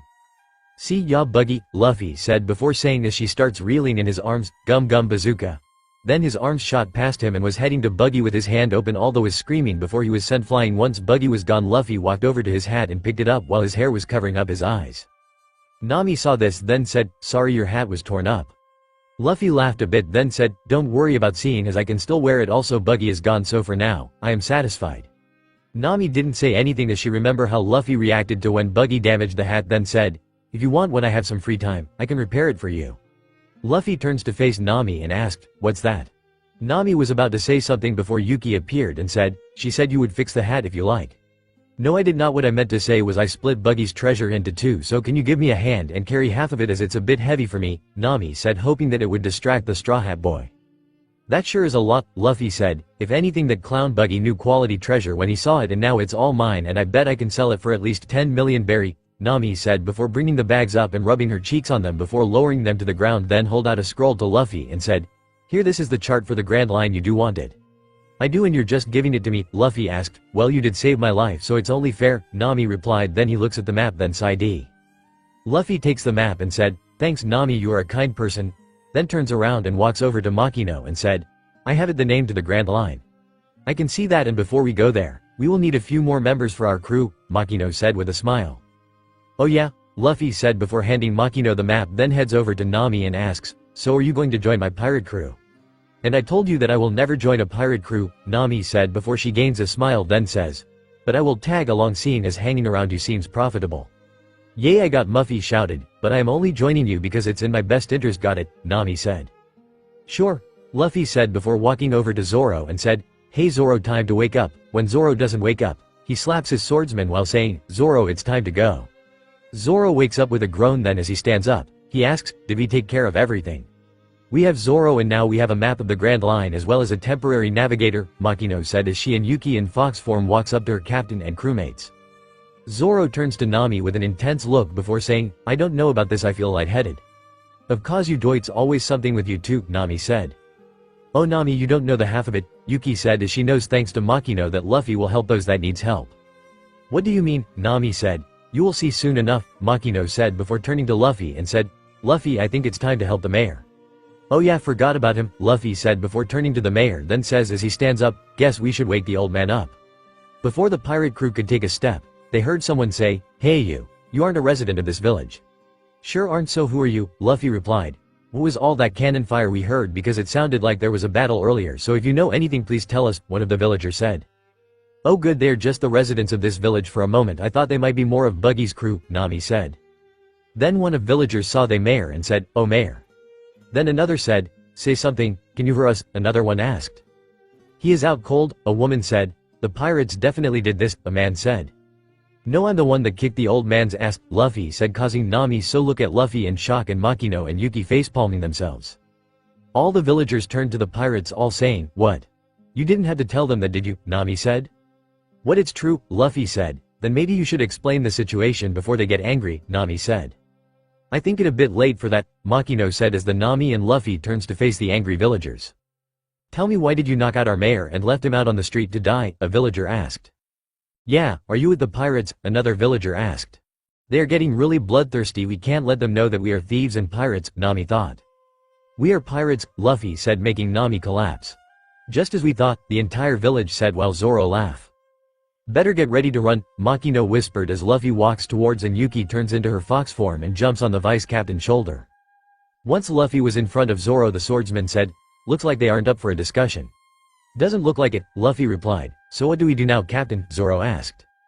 Luffy just smiles and grabs Zoro's arm, then said, run, before slinging Zoro's arm around his neck before the crew legged it with the villagers chasing after them shouting at them.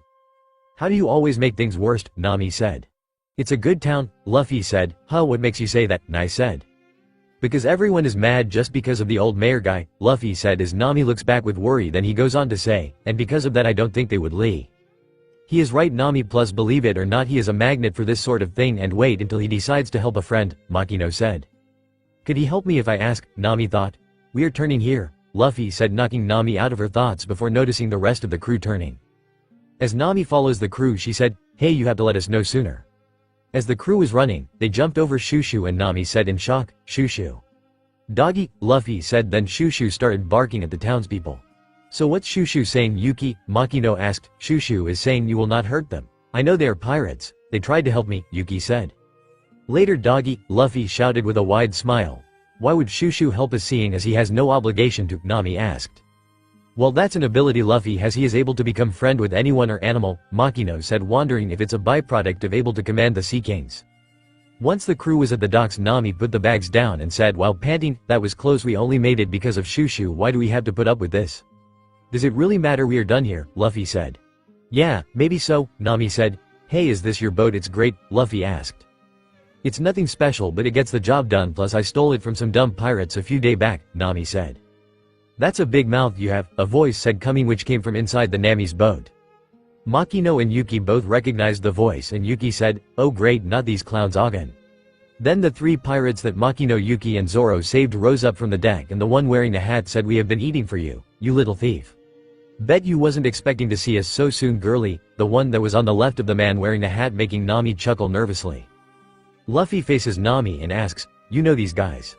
Something like that, Nami replied, it's knit like that seeing as we are bound together by fate, the hat-wearing pirate said, then looks at Luffy and Zoro completely missing Makino and Yuki, are these your friends? Then they must take the same punishment as you, so it will be a reminder for taking other people's stuff.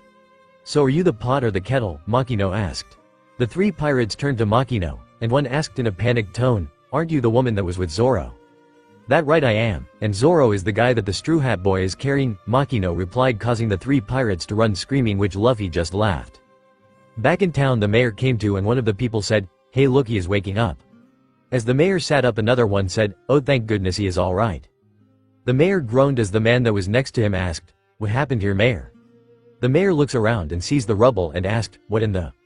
It was already like when we got here and there was also a few pirates as well, but they ran off, so do you know what happened? A villager replied. Where are the young ones? The mayor asked. You can't be talking about the 4 kids and the fox, a villager asked. So they are alive? The mayor asked, then mumbles.